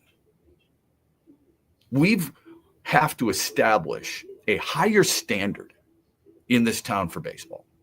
And that makes everybody accountable. That's not just the players, not just the coaches. It makes everybody. It makes the owner it makes the owner and the general manager and the president. It makes all of them more accountable. I would love to hear, and I don't mean just words. I mean, I want them to truly mean it. I hope somebody is feeling that in spring training right now as they get set to depart for Los Angeles tomorrow, or maybe it's later today. I forget when it is. I hope they truly feel that. We have to establish a higher standard, not just for us, but for this fan base. I'm one of those guys. People used to roll their eyes at me when I would say, this is the best sports town in America. People would be like, oh, give me a break. I would go around various places. I remember going to Atlanta, doing a Pistons-Hawks game and having a debate with some people who were from there, which you don't find very often. They weren't transplants, but how good Detroit was as a sports town and the teams. And this is about 10, 15 years ago. But I would bring up the original 6 and the run that Detroit had. I brought up the Pistons winning 3 championships. Look in the NBA lore, there's not many teams who have, Boston and LA are a different tier. But winning multiple championships is not an easy thing to do. And the Pistons are among the handful who've won more than 2. And the Lions, you didn't even bring that up.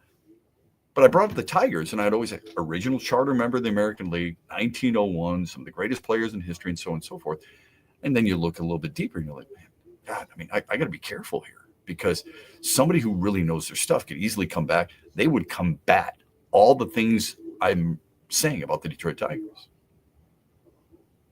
Now, they were in an era there with some high-end players, the Pudge Rodriguez's, the Miguel Cabrera's, the Justin Verlanders, the Max Scherzer, players like that. So there was a good run there. But that's a pocket. The consistent teams, the great franchises. We always talk about how hard it is to be consistent. The great franchises find a way to consistently put together competitive teams that are vying for division titles. And Detroit is not that team. That's not that organization, unfortunately. Let me get to some texts. You can text the program, Sports Radio, to 21,000. Go ahead. I'm expecting a big trade before camp breaks by Jeff Greenberg for an everyday player. Tigers need a big trade to move things around. Too many everyday players who are playing out of position and cannot play stellar defense. This team needs more players with Carpenter, Pop, and Meadows defense combined. Very interesting. Love where your head is at. It would help. You know what the next question is. Who? Yeah, who are you going to trade? Who are you going to trade, or who can you trade for? Well, that's a harder question. Yes. Because I don't know the other teams. My question is, who are you willing to give up? Because most Tiger fans would say this. I don't know where we get untouchables, but we feel like there are certain untouchables. How many untouchables do you think this organization, not the team, how many untouchables does this organization have? Many would say, you're not touching Max Clark. Right. You're not touching Kevin McGonigal. Now, there was a time before you were even thinking about getting into radio where people said the same thing about Jacob Turner. Who? Jacob Turner. Who? Jacob Turner. All right. And he was part of the deal for Miguel Cabrera and never materialized into being a great player. You know why? Because you feel the burn of, oh my God, we got rid of John Smoltz for Doyle Alexander. I can't believe we did that. What they forget is that Doyle Alexander was a huge reason, went unbeaten down the stretch to help Detroit win in 1987 and was an all-star the next year. But you saw what John Smoltz turned into, a Hall of Fame pitcher, and you feel like, we can't do that again. Nobody knew who John Smoltz was, unless you went to school with him at Lansing Waverly. So you didn't know. So my question would be, and I love the text, who are you willing to give up?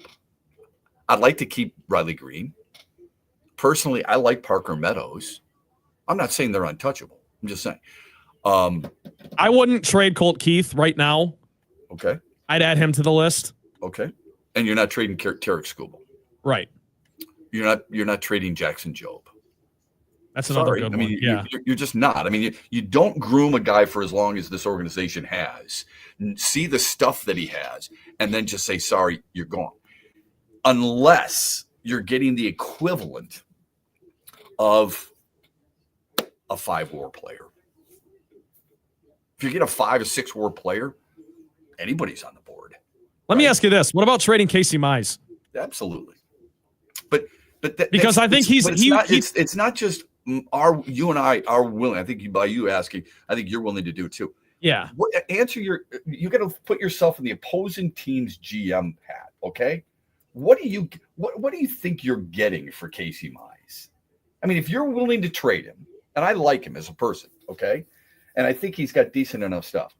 What do you think you're getting for a guy who's got 9 wins in his career and has never made a full season? Yeah, that's the question. If someone was going to trade for, if someone was going to trade for Casey Mize, it would be based on the fact that he's still young and he has upside. I think you could find a buyer for that, for an everyday player, not a star player, but an everyday player, a Matt Vierling type guy. I think you could trade Casey Mize for that. Maybe I'm wrong. Yeah, I think you're wrong, and here's why I think you're wrong. He's had 1 full season, 30 starts. He's been injury prone as strong. He's been injured too frequently. Hold on. He's been injured too frequently. He doesn't have a high strikeout rate. Last year, his strikeout rate was 3.5 per 9. Okay. The highest it's ever been was 7 per 9. That is not a strikeout guy. He's a back end rotation guy. You think you're going to get what is he on Detroit? It's Skubal, it's Olsen, it's probably Jobe. They'll put Mize there because of him being a veteran. And Jobe, he's a 4. You think you're getting an everyday player for a 4? I just think I would love to do business with you. If you're willing to give me an everyday player, and I'm going to give you a player like this, who as a WAR in his career is a 1.7 WAR guy, and has 1 full season under his belt, doesn't throw a lot of strikeouts, doesn't throw a lot of innings. Most innings he's ever thrown is 150, and doesn't win a lot of games. Doesn't go deep into games. How many complete games does he have in his career? 1. I was going to guess 0. You're going to give me an everyday player for that? I'd love to do business with you. No doubt. Okay, so maybe I'm a little overzealous there. I just think the way we see some of these trades work out sometimes where a team's trying to get rid of a contract or they're trying to get rid of an older player and they just want to bring in a young player, roll the dice. I think Casey Mize fits that bill to me. I understand where you're coming from, though. I don't see that. The best, maybe the best is ahead of him, okay? Because he's 27, right? He's 27. You hope so, yeah. Okay. The best he's been, though, is 7-9 with an ERA of 4. Yeah, not great. Okay. I get it. I understand where you're coming from. We got one more. Go ahead. Yeah. Scott in Grand Haven said, the Tigers did catch lightning in a bottle in the second half of last season. I don't think they can duplicate what they did. It's just not sustainable. I'd feel better if they would have improved the roster. I think sometimes people forget that as good as the Tigers were in that stretch, the Twins were equally as bad. Yeah, great point. That is a great point. That is a great point. Because the Twins are who they chase down. And I think what I like most is catching lightning in a bottle. Can you do it again?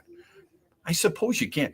This time they're asking you to do it a little bit deeper, right? You don't want to put yourself in that spot. No, you don't want to do wait it till the middle of August to start playing. I'm not saying you got to come charging out of the gates and you got to beat the Dodgers in the opening series of the year, but and you're out west to start. I just don't. Does this team? What gives you reason that this team has that capability? A lot of innings out of its bullpen. Inexperienced starters. I mean, we just talked about Mize. Job, I love, absolutely love. Really like Olsen, too. Are you completely sold? That's a lot to depend on guys who haven't done it before. It is. Okay. And maybe they're unique. Maybe they're different. Maybe they can do that. And maybe you're putting a lot of trust in Chris Vetter if you're a fan. Maybe you just I think you have every reason to do that. Sure. So maybe that's the reason for the optimism. Yeah. And I understand the optimism, but does the optimism get in the way of the logic? Yeah. You know I think it saying? does for a lot of fans. Yes. So I think it does for a lot of fans. I don't worry about the pitching. I worry about the hitting and the defense. And that's 2 out of 3, man. I know it goes deeper than that. Pitching's going to keep them in it. Question is, are they going to win it? Thanks for the text. We appreciate it as always. Thanks for listening. We're back with you tomorrow morning, 6 o'clock.